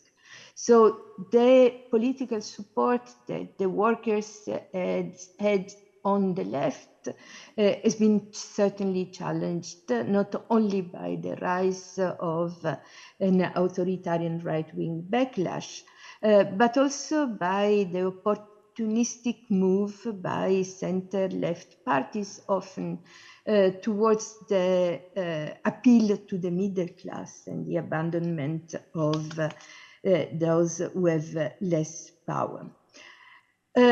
This is why I consider some type of mobilizations as going against the odds. But at the same time, I think that as scholars, for activists, for workers, for migrants, it is important also to reflect on those cases which may be exceptional, but which are there, in which some types of transformations in strategies, forms of actions, organizational forms, but also in terms of collective identities, have at times also successfully challenged all these constraints. And in social movement studies, more in general, we had seen how mobilizations that are not based on the mainstream trade unions, but on rank and file unions or even direct organizations of the workers have been often more successful because they have introduced new forms of actions. For instance, long-term mobilizations, for instance, long strikes, or the combinations of different forms of interventions, including legal litigations. And this research had also pointed at the fact that struggles of workers under very heavy exploitations have been sometimes successful through the development of forms of identity that have pointed at the importance of solidarity. In this type of research also some concepts have been introduced and useful, I think, to understand how this type of mobilizations against the odds can appear. Alessandro Pizzorno, who is an Italian sociologist, was an Italian sociologist, talked about struggles of recognitions that he located, for instance, in the struggles, including also many migrant workers in the industry in that time, in the late 60s and early 70s, when these workers were not only struggling for better salaries or better working conditions, but also he called them struggle for recognitions because they were struggling for their rights as workers to be recognized. And also some of these struggles show the usefulness of also thinking in terms of how sometimes struggles that are started as small and focused struggles can develop, like Rosa Luxemburg wrote long ago about the mass strikes, how from almost spontaneous type of spreading of protest, political claims can be developed, but also solidarity link can be built, and the sort of desire for struggles can happen and be developed. So based on research that have used qualitative and quantitative methods, discourse analysis, ethnography of different types, I want to briefly present some results on some main elements about how resources for struggles can be reconstructed, but how also this implies a transformations of the organizational model, the repertoires of actions, and the collective frames of the actions themselves. In the research I mentioned, first of all, what emerged were the presence against the odds as well, unexpected, let's say, of areas in the market in which even non-qualified workers or precarious workers could find a type of resources for their struggles. So for instance, that there are moments in which even work that is considered as not particularly qualified become instead rare, needed, and so on. Let's think about the logistic. That was considered as an area of not qualified work, but which in the pandemic in particular had shown all the indispensable contributions that some types of logistic sectors imply, especially in these global chains that can be very strong but can also be interrupted easily.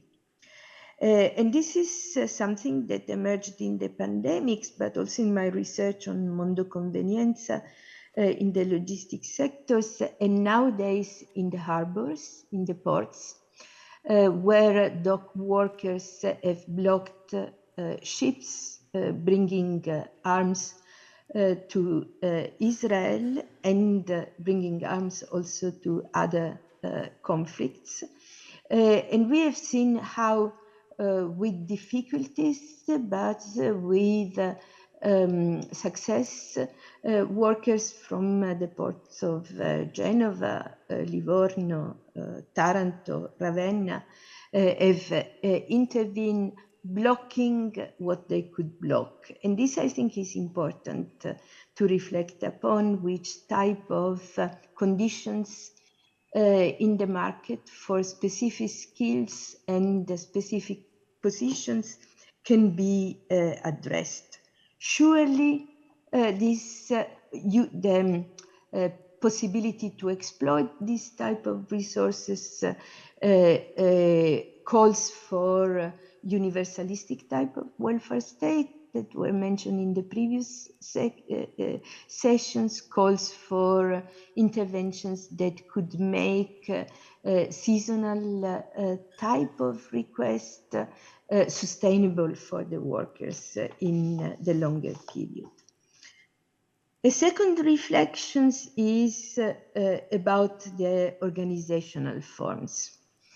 For a long time, industrial relations scholars have considered the traditional trade unions as the actors, the only actors of mobilizations on the working place. What I saw in these conflicts against all odds is that organizational models that have been successful have included rank and file unions, like in the Italian case, which I mentioned, of the workers, of the dockers, the USB, but also SICOBAS and others that have acted with a view of the about the traditional forms of organizations of the workers, but also expanded on that through an attempt to organize workers not only inside factories but also outside of them, to address the conditions of the workers not only on the job but also outside of it, and addressing in particular the conditions of the migrant people, also in terms of challenges about housing, challenges about recognitions more in general. So offering to those who participate in the unions not only a membership cards, but also the experience of being part of a community in which different aspects of one's own existence can be used. To this, we have seen also the importance of the combinations of other forms of organizations in the dock workers of Genova, the CALP, the Collettivo Autonomo Lavoratori Portuali, has been important in also developing political reflections on the role of the workers and the ethical reflections on the type of work that should be done, not a work for war, but a work for peace and humanities. And also experiences with within the community of migrants. So ethnic ties that can be used to fragment the working class could also be used, as they've been in this type of struggles, to instead strengthening ties of reciprocal trust and reciprocal solidarities. Thinking about the type of organizational model, an element which emerged as important in these struggles was also the type of allies outside of the factories.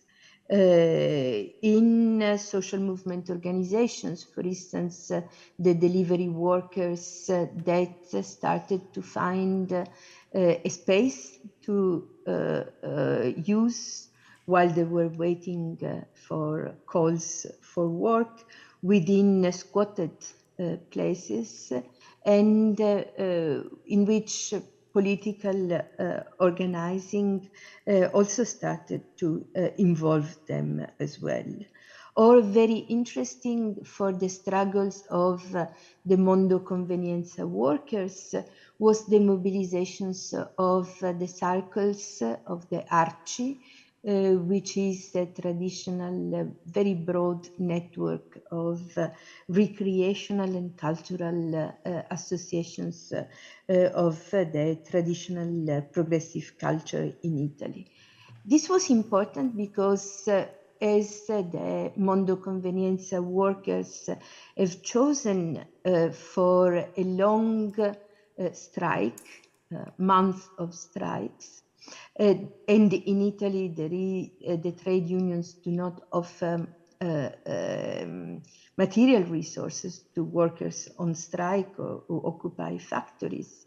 What these networks of citizens in solidarity with the workers did was also to provide for food 1 or twice per day, and for places in which this food could be eaten, and in which the conviviality, which is related with eating together, was developed, so that it was not only charity, it was actually not charity, but it was occasions for the Italian citizens to meet the workers, and for the workers to meet the community in which they were living. Also, what has been important looking at the experiences in the 2 long years of the resistance to the genocide by Israel in Gaza has been also the involvement of migrant workers within broader social movements that address issues of war, of racism, and of colonialism. And what is important as well is that, as we saw in the last 2 weeks in Italy, often this type of mobilizations is then able to feed back on the mainstream unions, so that we saw strong mobilizations also by the main Italian trade unions, the CGIL, on the issues of Palestine, but also much more broadly on the issues of how trade unions can operate in order not only to defend the interest of its members, but also to produce a more just systems, which then is important also to protect the interest of laborers and of the workers. This has also affected the repertoires of actions with mobilizations that has been conducted inside the factories, inside the working places, but also outside. So what we saw was the importance of long-lasting forms of struggles like long strikes, which were typical of the 19th century, and which in fact reflect situations in which it is necessary to fight against very exploitative systems. It also implies the need to interact with the local community, but it's, as a trade unionist working on the struggles in Mondo Convenienza told us, it is important that when the effect of mobilizations could backfire on the workers if he goes on strike for one day, it is important that the strikes instead last for as many days as they are needed in order to bring about a victory. And that's, this is in fact what happened with Mondo Convenienza workers. But it's long-term actions that also implies occupations of working places and the long pickets in front of the factories against Mondo Convenienza is an example. And what is important in this is also the connections with the city. So in many of the struggles that I mentioned, the workers were not only having assemblies among themselves, but they have three different types of assemblies, one of which was open to the cities. And the marches in the cities were important also to target the political potential allies that was important to mobilize. And also what was important, and I think this could be the case also in agriculture, is strategies of naming and shaming against big corporations that often use precarious workers, often use fake cooperatives in order to reduce the protections of the workers, but who needs to keep a sort of image for their consumers. And we have seen that this type of bringing the fights outside of the working space and targeting directly mobilizing also the clients, the citizens as consumers was extremely important. The final word I wanted to say about what is the implications in terms of the building of collective identities. Often in research on labor struggles and mobilizations against exploitations and injustice, there was the idea that you need to provide for material gains first in order to be able to move then to more ethical, cultural, sometimes they've been called post-material type of issues. In reality, what we saw in this type of struggles is that there is more of a dialectic type of interactions between fighting for better conditions as workers and fighting for better conditions as citizens, and not only citizens of a country, but also citizens of the world. And this has been very evident in the research that we have done on the movements for a free Palestine, where many workers from small factories in Emilia-Romagna or different type of very exploited positions also in the South, participated in large numbers in this protest, and they connected their own discriminations, experiences of discriminations and justice and exploitations with more global type of issues. So it was struggles that connected the local conditions with the global conditions, but especially, and I think it is quite important in producing mobilizations when this requires high risk and in conditions of high exploitations, is the potential to connect the conditions on the working place with the unethical considerations of the workers. Also, when we think about the very large mobilizations in Italy of health workers, which is also sectors in which migrant workers are highly present, what we see is that during the pandemics, after the pandemics, the workers mobilized for more investment in the public health system and better conditions, but also for unethical considerations about what should the right to health be. And it was on this space that 15,000 health workers in Italy a couple of weeks ago participated in a hunger strike against the Israeli genocide in Gaza.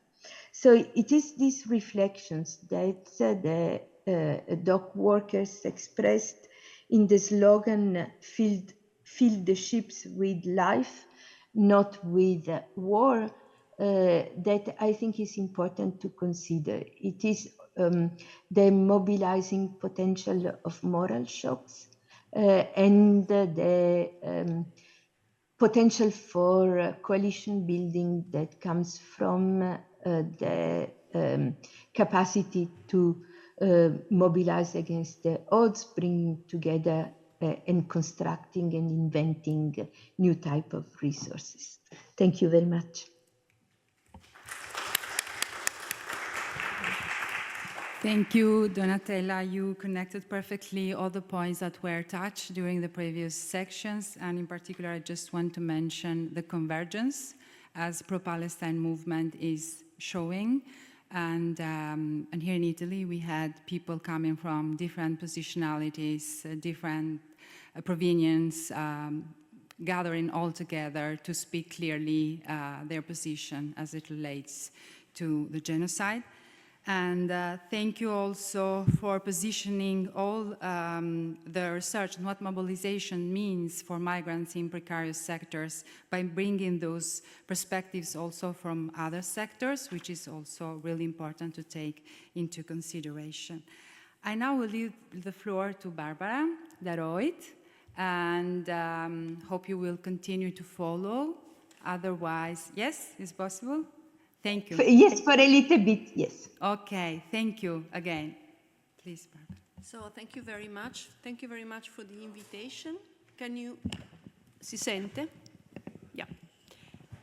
Thank you very much for this invitation. This is not a very usual context for me in terms of topics, because I'm not especially somebody who works on, who does research on migration. I've been working with research topics that relate a lot to migration because I am a scholar that looks at care, and particularly in the last few years on care and work in care. So I'm relating to migration because of that.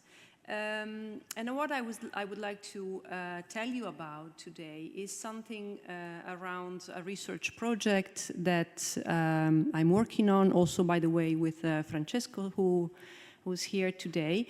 And the research project is called CURE. It means quality of work in residential long-term care facilities in Italy. For those of you who do not know what long-term care facilities are and residential long-term care facilities are, they're basically places, so residential facilities, where older people go and live when they, especially in Italy that's the case, when they really can no longer live at home because of very severe needs. And it is very important to understand that these needs are defined in many different ways across countries and also in Italy, but they're not the typical acute healthcare needs. So the kind of services that are being provided there, the kind of work that is taking place there, it is partly related to healthcare, but it is not only healthcare in the traditional sense. It is care in the sense of relational care, understanding needs, and so on and so forth. So this is a little bit the sector, so to say. And in Italy, we don't know, and this is part of the problem, how many workers in these facilities are. We simply don't know. We can make some estimates, and our estimate within the project is that in Italy there are about 150,000, 144,000, let's say 150,000 care workers who are not nurses, who are not medical doctors, who are not physiotherapists, educators, and so on, and who are also not only people who do the cleaning of the rooms and so on. So they are workers, they do body care, they do hands-on care with the people they work with. And these are also workers who have some kind of vocational training and formal vocational training. So they have a sort of diploma, even if the requirements in Italy compared to other countries are not so high. So it's basically 1 year of training approximately. It varies a lot across regions. Why am I saying this?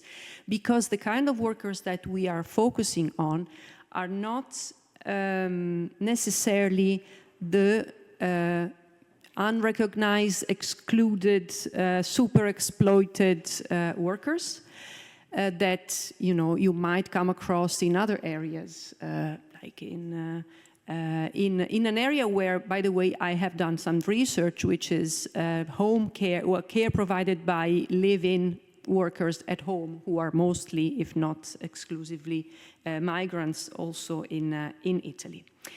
So, having said this, why is it important for us, and why is it interesting, and why we think it's very relevant to do research on this kind of, in this sector and with these workers? Well, the reason comes from something that, in a way, the pandemic has made evident, but it was already there. You know that during the pandemic, a lot of older people died, not only because they were more exposed, their frailty exposed them more than other people to the virus, but also because the organizational conditions of services were not in a sufficient state as to prevent people from dying. And this was also the case with many workers in these facilities. At the same time, these workers during the pandemic did not have the same kind of exposure, media exposure, that healthcare workers had during the same period and in the period after that.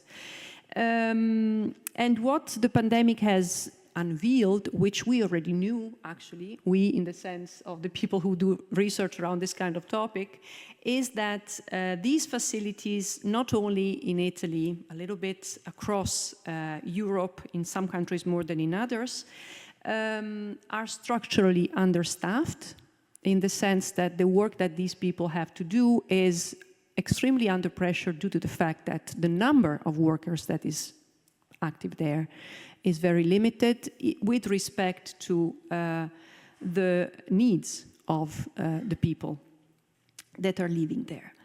And this has been worsening over time, again, due to, on the one hand, as we know, demographic developments, but on the other hand, the way social policies and care policies are organized. So, for instance, in Italy, we have now about 1/4 of the population that is 65 plus, which is huge. Of course, 65 plus by now is not a really good indicator of people who need very heavy care, because it starts later. It starts around 75 plus. But besides that, the number of places in these residences in Italy is about 2 per 100 people aged 65 plus. And to give you an idea, on average, and in the northern regions is about 3-4%, 3%. In the southern regions is less than 1%. So hardly anything, actually. And with the aging of the population, you know that the aging of the population comes with an increasing, a rising incidence of chronic disease and of care needs, inability to perform daily activities, and so on and so forth. Well, what happens is that this proportion has not changed. And this means that a lot of people live at home with very, very, very high needs, and they only get to go to these places when they really hardly can do anything anymore, and the kind of care that is needed is 24-hour care, really very heavy. So the worsening, the increasing aging of the population, and the fact that the resources for these facilities in terms of number of beds are very limited, increased the work pressure on the workers who are there. And whose standards, that's how they call them, so the ratio user to worker have not changed over the past 30 years. But the situation has changed dramatically. Okay, so given all this, what we realized is that there was hardly any research on these workers in Southern Europe. The only research that is available on these contexts is the Northern European countries, and quite a lot from Canada, actually.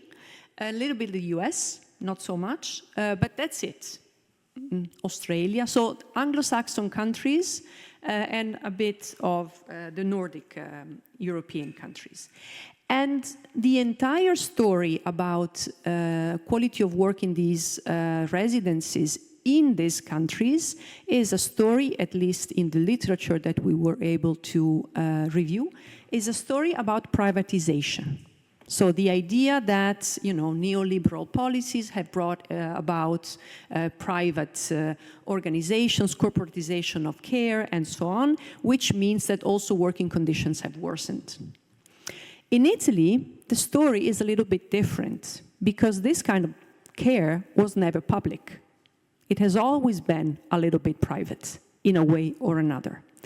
And still now, we really have a combination of public organizations providing these services, private for-profit organizations providing these services, private non-profit organizations providing these services, and a lot of subcontracting, not only on the side of the public organizations, but also on the private organizations. So you basically have non-profit organizations providing these services, subcontracting them to cooperatives.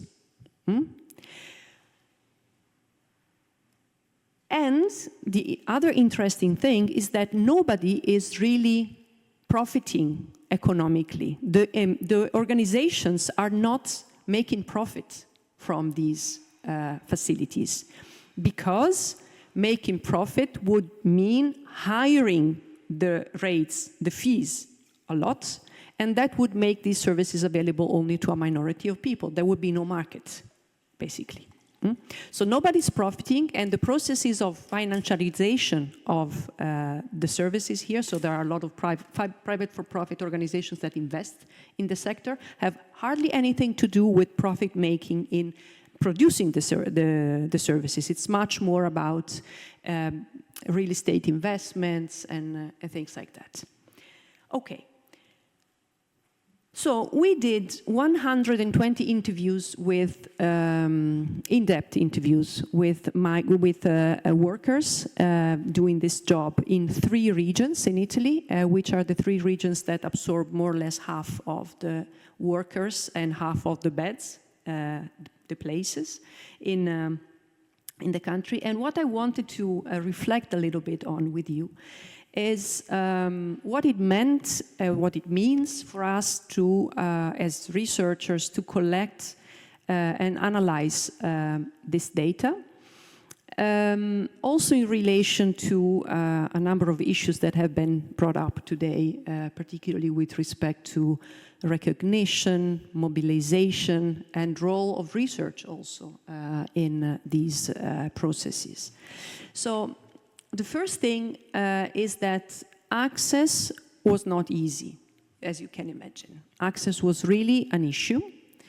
And in order to have access, we needed the support of a number of stakeholders. And who are these stakeholders? These stakeholders are, of course, trade unions, they are local authorities, but they're also the providers, necessarily, because it is very difficult to have access to the field. Of course, we did have interviews with workers without approaching the organizations, because we did it through snowballing and so on.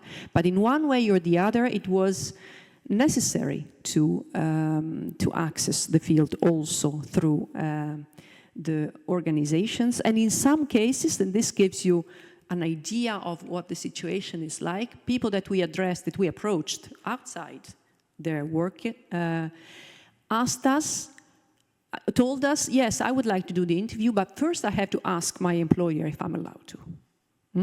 This is the kind of problem that we encountered. So one very important thing that we learn when we do research and when we reflect on our research practices is we should put no pressure on people. But this is a very complicated thing because we wanted to have those interviews. And not only we wanted to have those interviews, but we felt that having those interviews was very important, not only for the research, but for the workers themselves.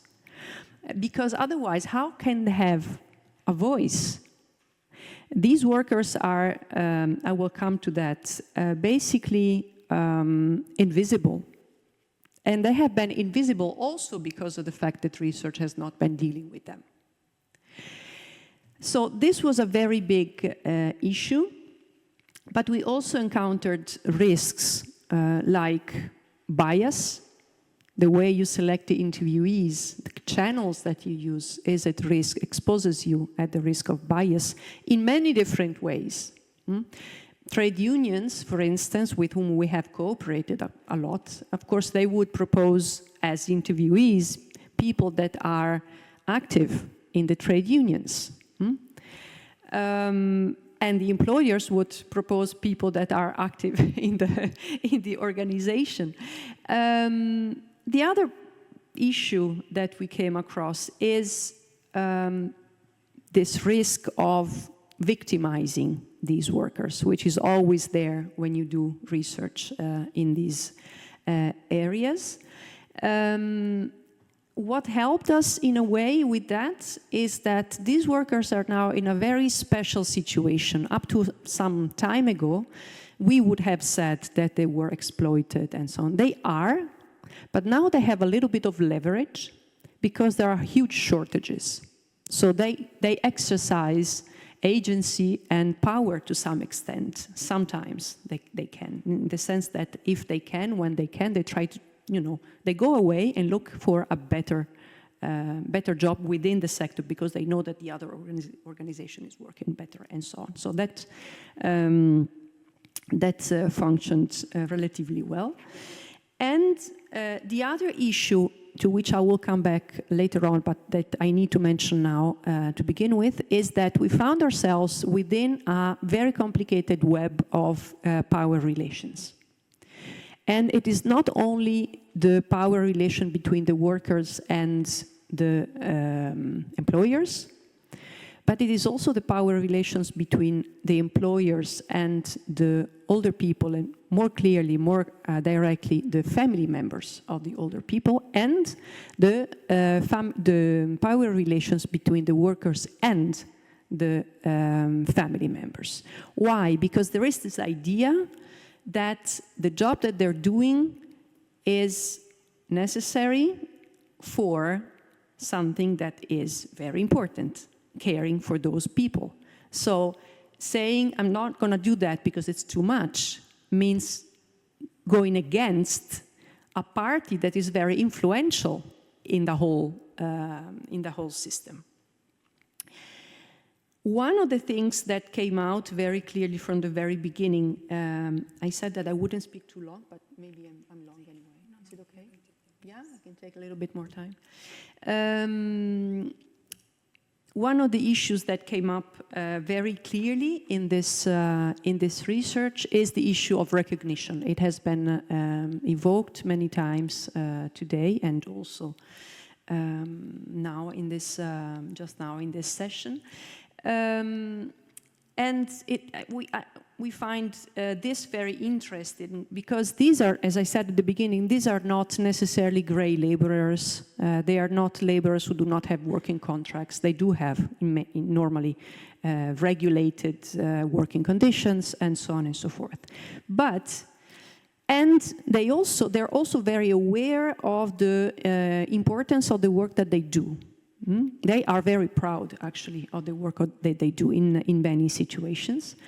But they claim, they say to us, that they do not feel recognized. They do not feel recognized by society in general. They do not feel recognized by their colleagues that are healthcare, more traditional, typical healthcare workers.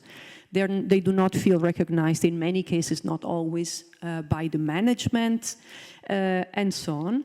And their lack of recognition is not linked to another phenomenon that we were mentioning today, that is the phenomenon of servitude, which is typical, by contrast, in the case of live-in migrant care workers working with older people at home.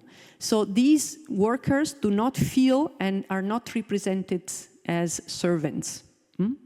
They have a qualification, not so elaborated, not so complex, but they do have a qualification. But what they do is dirty work, dirty in a very concrete way. And that's a big part of the problem. And the other big part of the problem is that their lack of recognition seems to come from a sort of invisibility that affects them, that is related to many aspects, and one of them is the fragmentation of their condition and the fragmentation of the context in which they operate. So as I told you before, there are many different kinds of organizations, and basically, depending on the type of organization they work with or for, they have a different working contract. There are about, I don't remember, Francesco, how many there are, 12 or something, but the more widespread ones are 6. And all these different contracts have different, not only different wage levels and so on, but also different conditions in relation to, extra work in terms of the treatment of sick days and so on and so forth. And this also means that their means of representation are very fragmented. They're not represented by one branch of unions, but they're represented by many branches of union, even if some unions try to group them. But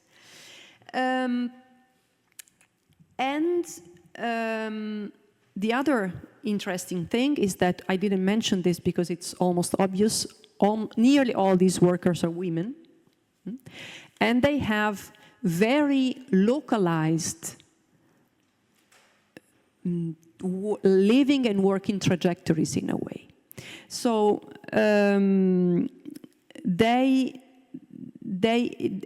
their experience is very much in relation to the kind of organization they work with, especially in some of the regions that we looked at. There is this very strong patriarchal relationship between the employer and the employee, which prevents them from expressing or saying anything against.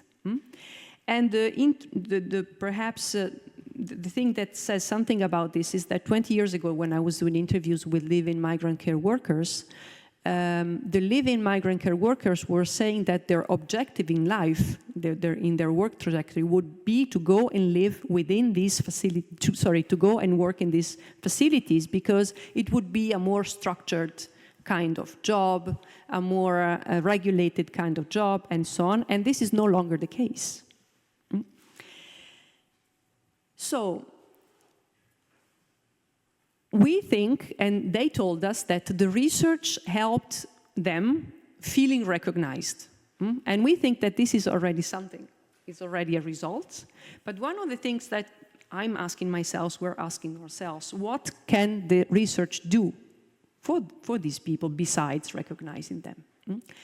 And this is very difficult, very challenging, because what we found in terms of what makes these jobs complicated, difficult, exploited, and so on, is not only the employment relation. It is a complicated intersection of different things. One is the employment relations, and I said something about that. But it's also the care regulation. So the amount of money that public authorities put into these services makes a difference in terms of how much these workers can be paid for instance.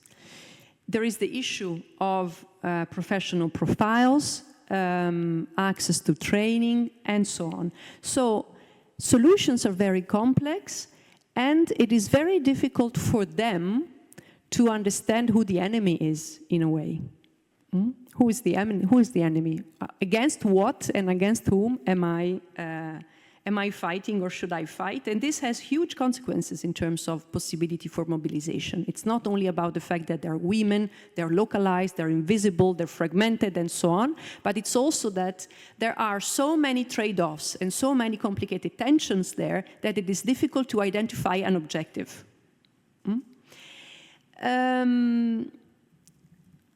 So that's it. Okay. 2 minutes, but I'm done. Thank you.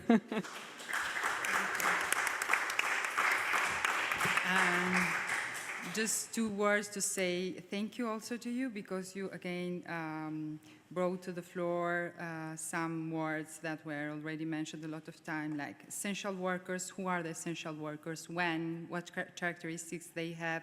We talked about migrant workers working in agriculture, producing food, which is really important for all us. And now you talked about those who take care. And the question is, how are the health conditions of those who take care, no? And also you touched important dimensions that were already mentioned today, like fragmentations, power relations. So there are a lot of connections there. Maybe we can discuss further. And then the floor is yours, Susanna. Thank you. Could I get my slides on? Okay, yes, sure. Is it okay if I stand? Maybe I can use that microphone. Is there that microphone? Yes, we have a microphone. Just, I'm a pacer. Yeah, Okay. thank you. Ce l'hai? L'ho aperto. Faccio presentare.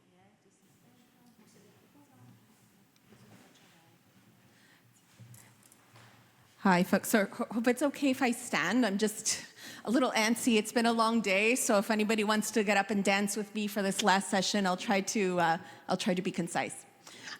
So it's my pleasure to kind of end us off on a really wonderful day of conversations. I want to thank Professor Eriselda for bringing us together to have these really important conversations. So I'm going to shift focus a little bit to talk specifically about migrant agricultural workers. I think my colleagues have already probably painted a lot of the context of the Canadian system, so I'm not going to spend too much time there. Just to say, as has been said before, tens of thousands of workers enter under temporary foreign agricultural worker streams in Canada. It's estimated that about roughly 1 in 5 are agricultural workers, and these are some of the top source countries. Oh, does this work? Yes. Okay, so we've already talked about, and kudos to my colleagues who, asked those questions like why migration in the first place. We get into, the global inequities and poverty, history of colonialism. We also have lots of literature showing the structural racism that shapes migrant agricultural workers as well as the xenophobia workers face. Talked a lot about legal status, precarity, and the workplace conditions. And then an area of research that I've been focused on is one, looking at housing challenges, and also looking at limited access to services and protections, and of course, gender dynamics. Although the majority of migrant agricultural workers are men, we do have a significant and growing amount of women working in agriculture. Interesting side note, when it comes to gender and race dynamics within the Canadian context, there is actually a history of employers being able to hand select workers on the basis of certain demographic features. So we can see kind of how those gender and race relations are playing even prior to recruitment. Is the sound okay? I'm not really a microphone person, but yeah, okay. So I've been asked to talk less about kind of the content of the research that I do and more about kind of the process and reflecting on that. And I say this with humility. I'm certainly, not a pioneer, if you will, in participatory action research, but I am somebody who thinks a lot about how to do it well with all the constraints that are involved working with a population that, as we know, is isolated and faces structural vulnerability. So I thought about kind of some of the different roles that I think researchers are not unique in playing, but certainly we task ourselves with some of these things. Documenting, reflecting, bearing witness. The word accompaniment has come up a lot, more in the sense of advocacy and social movements, but I would say that research that values relationships, which I think has to be done with value of relationships when we're working with a population such as migrant farm workers, I think can also involve a level of accompaniment. Prescribing, so I think when we think about I think that's a lot of what we've done today, right? We've critiqued the policies that aren't working, that are putting farm workers in precarious positions, and we are, many of us are going to our governments, are going to different associations and deciding what recommendations need to be followed through to improve conditions. And of course, the ultimate aim is to kind of transform knowledge, but also transform how we think of society. And I think that makes us ask questions like, who will be accounted for? Gabriel, you spoke to that. That's really important. You talked about breeding grounds for contemporary slavery in Canada, but when the UN Special Rapporteur says it, right? So who says it and whose knowledge is valued? I think as academics, our role sometimes is performative. We often, it might be a little taboo to say, but sometimes what we're formulating are obvious things that people who have lived it have known it for a very long time, but we put on this hat of expert in order to be able to add to the narrative in a constructive and strategic sense. So I would say that all of these different tasks will depend on the quality of the relationships we have with the people we work with. So if you take any of these tasks, whether it's document or transform or accompaniment, it's going to be a direct result of the quality of the relationships that we're building with people. So I want to talk to you about 3 strategies that I've used in my own research. Intervention-based research, participatory methodologies, and coalition building. And this is a photo taken of some research that I'll get into that I did with in British Columbia with an advocacy organization piloting some support services. So early on in my research with migrant farm workers, we often encountered this thing that my colleague Amy Cohen and I refer to as kind of a hierarchy of need. So in other words, you know, in a sense, sometimes things like taking a migrant farm worker to the grocery store or to get their phone could sometimes be treated as a peripheral or insignificant thing. But we found that through those relationships, there was through the English classes, through accompanying someone to church, that's when conversations, meaningful conversations started to happen. And without that trust and without that accompaniment in kind of a day-to-day sense, a lot of times migrant farm workers weren't willing to have conversations that they weren't safe in the workplace, that they had experienced wage theft and so on. So we found this kind of triangle helpful to try to communicate both to organizations and to government that certain things that are treated as superfluous. So for example, take any stakeholder related to migrant agricultural workers, and I use the word stakeholder to say a neutral word, if you will, not necessarily an advocate, but everyone's going to agree that migrant farm workers should have knowledge and access to their rights. But a simplistic explanation would focus on, okay, how do we get workers to legal workshops? But we forget the fact that because individuals are often so segregated and isolated and experience racial profiling and xenophobia, there is no third space for migrant agricultural workers. So oftentimes, their only encounters with society might be the once a week or once every 2 weeks when they go grocery shopping, for example. So there needs to be a space where workers can actually build connections first as human beings in order to have these kinds of more critical but high risk conversations about what it looks like to, or how, what reporting mechanisms are available should they experience abuse. We can get into whether those are appropriate or whether those are sufficient, the reporting mechanisms that we have, and we know that they are not. But suffice it to say, if we are wanting to have those kinds of critical interventions, we need kind of that more everyday, casual, low-risk relationship first. And then we actually carried out some research in BC looking at interventions of a migrant worker support model, and what that involved was an outreach worker as well as a legal advocate, trying to model some of those kinds of addressing kind of those needs. So that's captured there in basics first, hierarchy of supports. But then we also talked about the importance of building in kind of cross-sectoral relationships. So there was a settlement agency, but also a legal advocacy organization that were working together as a dyad because we found that one alone was too siloed and lacked the support to do both things together. And a really critical point is to the quality of the relationship, nothing substituted for face-to-face rapport. So having those relationships where people, I find even now, years after doing service model research, or services research, I should say, people won't necessarily remember the organization, the website, but they'll remember the name Gabriel, they'll remember the name Stacy when that person shows up and is a connection to them.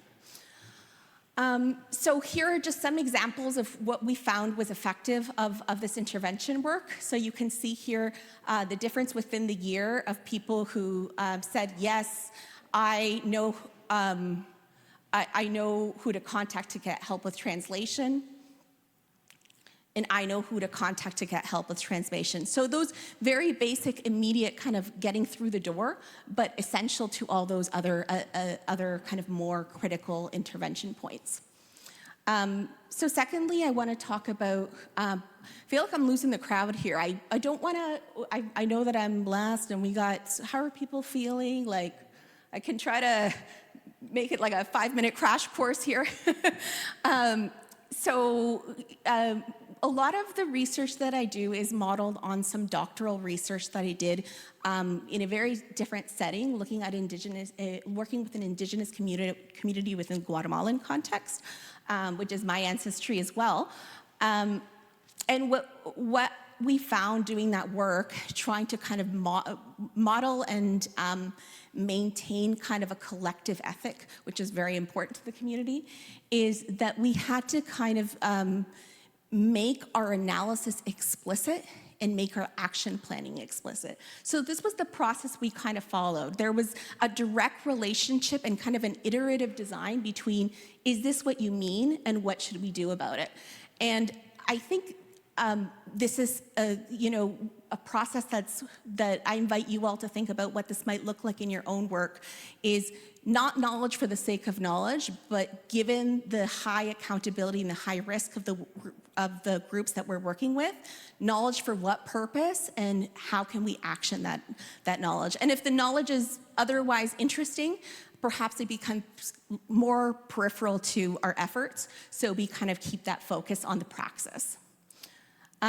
So here's an example, and Gabriel has been instrumental in this research that we've been doing, how a lot of times the deliverables in our research include much more emphasis, at least in terms of funding, on the outreach and the relationships we build with farm workers post findings. So in other words, when people start saying, whatever happened to that person who came and interviewed me?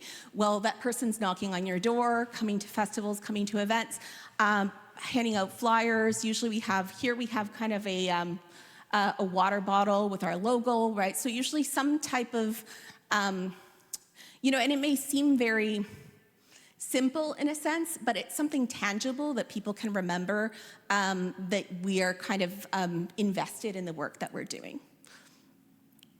Here's other examples of some of the flyers that we've made. So this is a flyer that we made midpoint through one of our projects.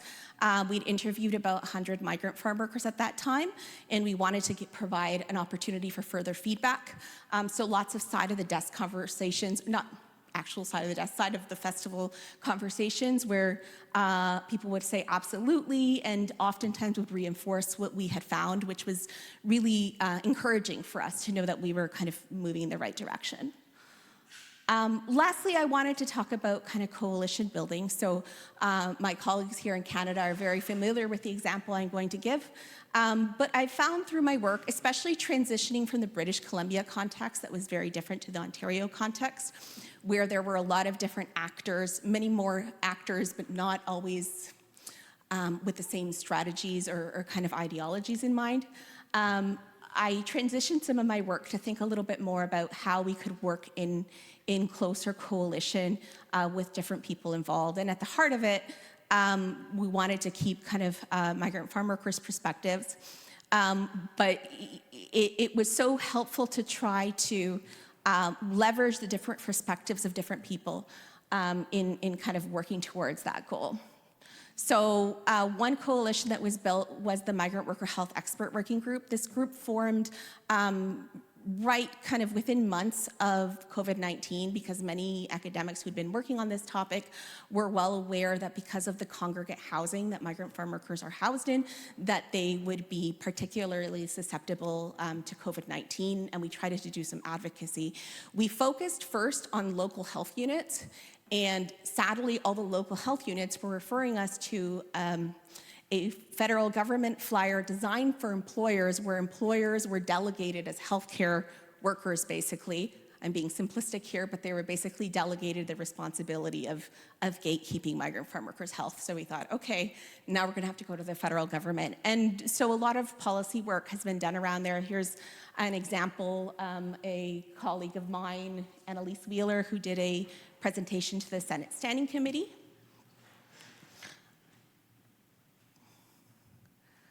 I think I skipped a slide. I want to talk about the Housing Coalition too.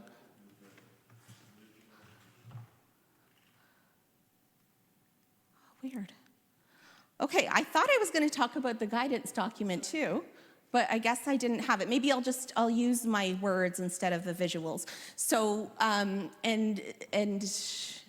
my Canadian colleagues in the room know about this as well. We developed also a guidance document for national housing standards. So this has been after about a decade, probably, of different advocates coming forward and talking about the need for national requirements for housing that do not exist for migrant farm workers, despite there being a National Housing Act that seems applicable to many groups other than temporary migrant workers. And after getting the runaround, because within the Canadian context, most of us are able to meet with the federal government. We're just kind of placated, and then we have to return to the next roundtable. So what we wanted to do, and I think what made this work powerful, is that it was consensus-based. So advocates and academics across the country came together. We probably, how many revisions do you think we had to that document? Thousands, maybe, of revisions to this document across the country, so that when we were given that kind of runaround and said, okay, well, surely it's better in BC, surely it's better in Quebec, we could actually say, no, this is something that colleagues across the country have agreed are kind of universal principles. So I wanted to end my talk here just being aware that you know, those are some examples from Canada, but there's some excellent work that's being done here in Italy, where participatory methods have been used. Some of it is, practical, looking at kind of safety training and that kind of thing. But there's also some really interesting work done by Marcoletti and Rignoli, sorry for the butchering of those names, on looking at action research to look at ethnic minorities. There was a really interesting one, and it's relevant here to Venice, where there's an interesting kind of comparative participatory action research study looking at thinking of breaking apart the dichotomy of tourism and migrant farm workers, and thinking about how those concepts could be reconfigured to think of a different type of citizenship and inclusion. So I think that is all I had to say. I just, again, wanted to reiterate my main points. One being that we often are focused on the outcome as academics, but process is everything in this work. We don't always have that luxury of that, depending on where we are in our career, but the longer we are at it, just to remember the importance of slow building work that fosters relationships at their core, situating our knowledge in relationship, which includes asking, what is this knowledge for? And the importance of working collectively and co-ownership of work that allows everyone to feel confident in what you put forward. Thank you so much.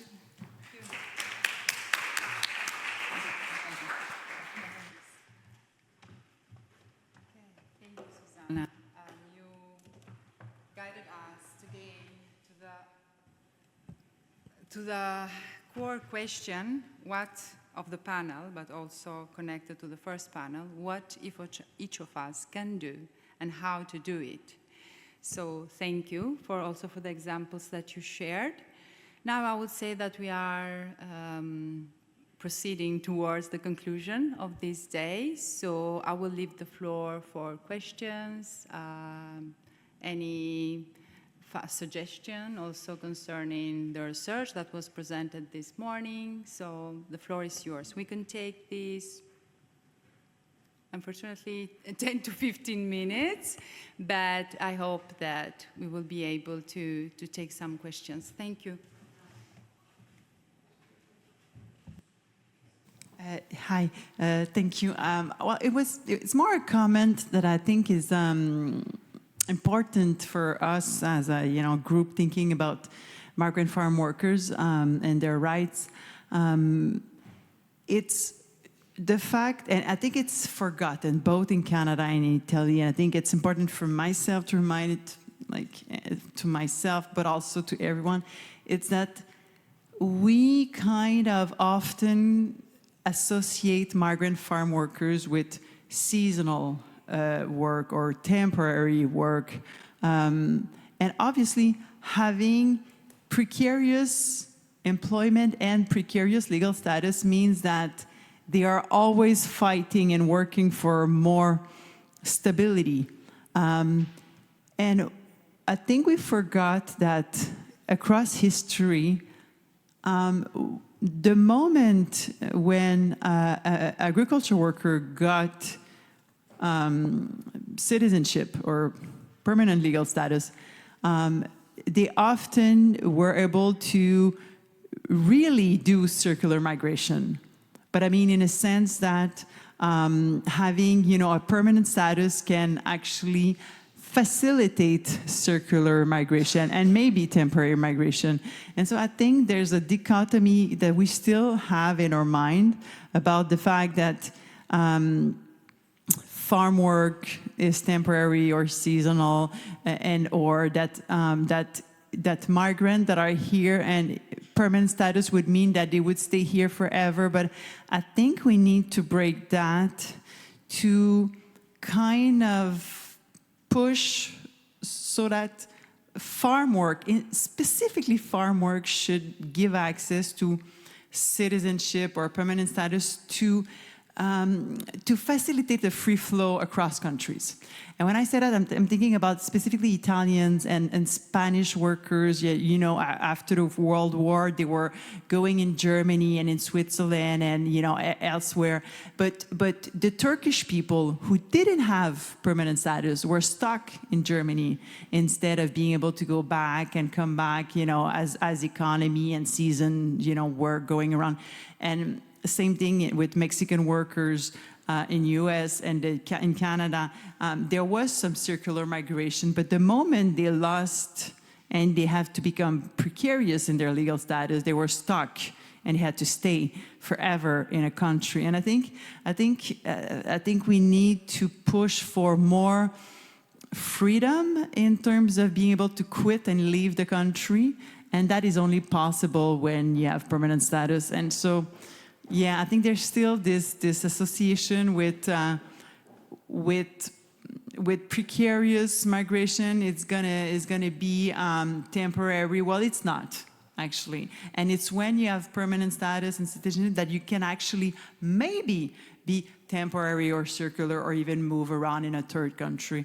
And I think both in Europe and across North America, we need to fight for this and go back to more evidence strategy in terms of numbers and demographics, and understand that permanent settlement and citizenship is one thing, but stable legal status doesn't mean necessarily permanent settlement forever. It just means that you can come back and go away when you want, whenever you want.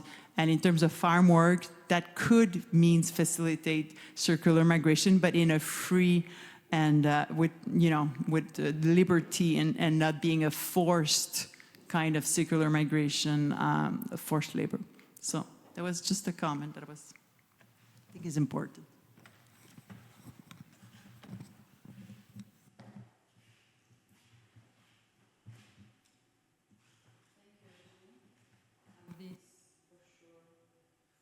Also policies and the impacts that they have on those who are impacted by those policies. So thank you for sharing this. Any other questions or reflections? You have one. Thank you, Rafael. I have one, but I don't know. Maybe we can take to the aperitivo, to the convivial moment, but I have one for Professor Barbara Daroit, because I was quite intrigued with the 12 types of contracts. I'm very ignorant in the issue, so please pity me on the question. Because when you mentioned 12 types of contracts, first of all, I thought almost like an institutional stratification of rights that was already at the departure, that it was the system that did it. And what my question was regarding if there were nationalities, that if you found that it was connected to some nationalities or some characteristics or variables. What are the variables in that sense? Thank you. Yeah, it's rather easy actually. The relevant variable is the, you know that in Italy organizations are not obliged to apply a specific contract or another, but in principle, the employers, so the nursing homes, have a specific status in terms of public, private, for-profit, non-profit, and so on, and they are part of employers' organizations. And employers' organizations in this sector have tended to negotiate specific contracts.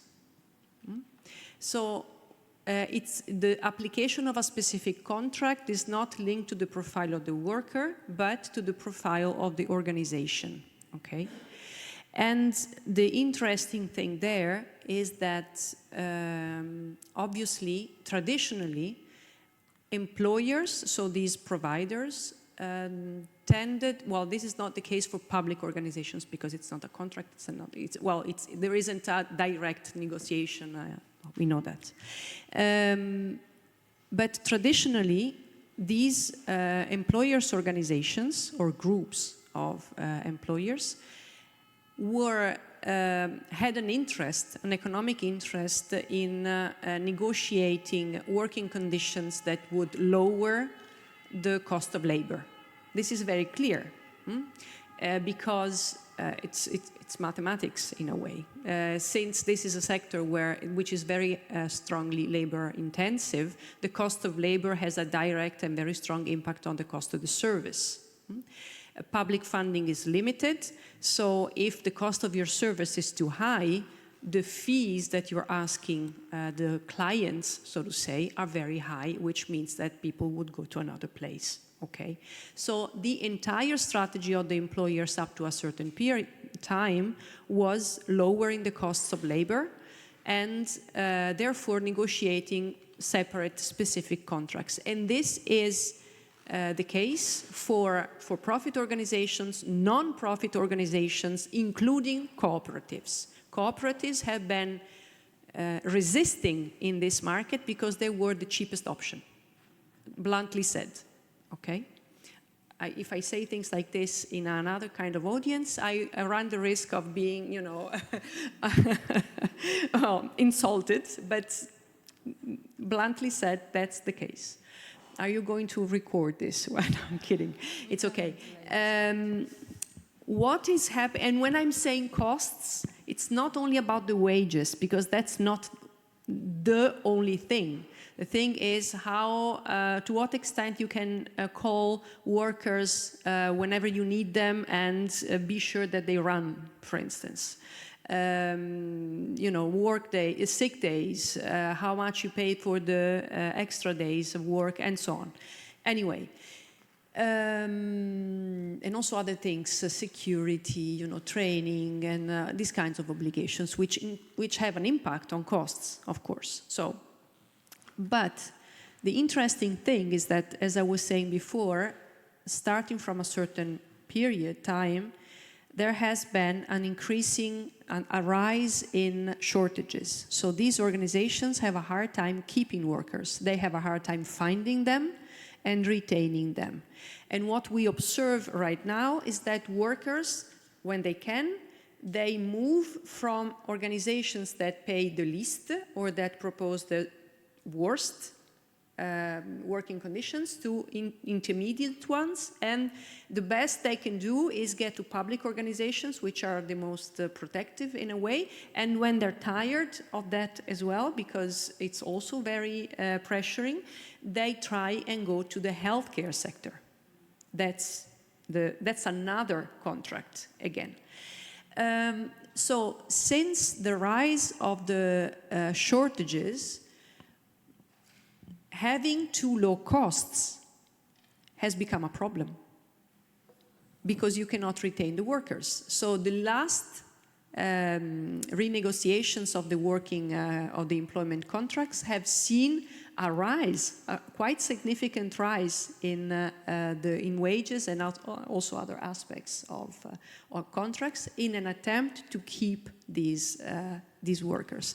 It's a fascinating thing, and this is where I was saying before, you really see how regulation can enhance or support or open up to agency of the workers. This kind of movement is a clear sign of agency which would not be available unless there was this sort of very specific regulation. And now regulation is being used to reduce that agency in a way, if you think about it. Yeah. Okay. I have a proposal, let's say. Would you like to continue to discuss during the aperitif?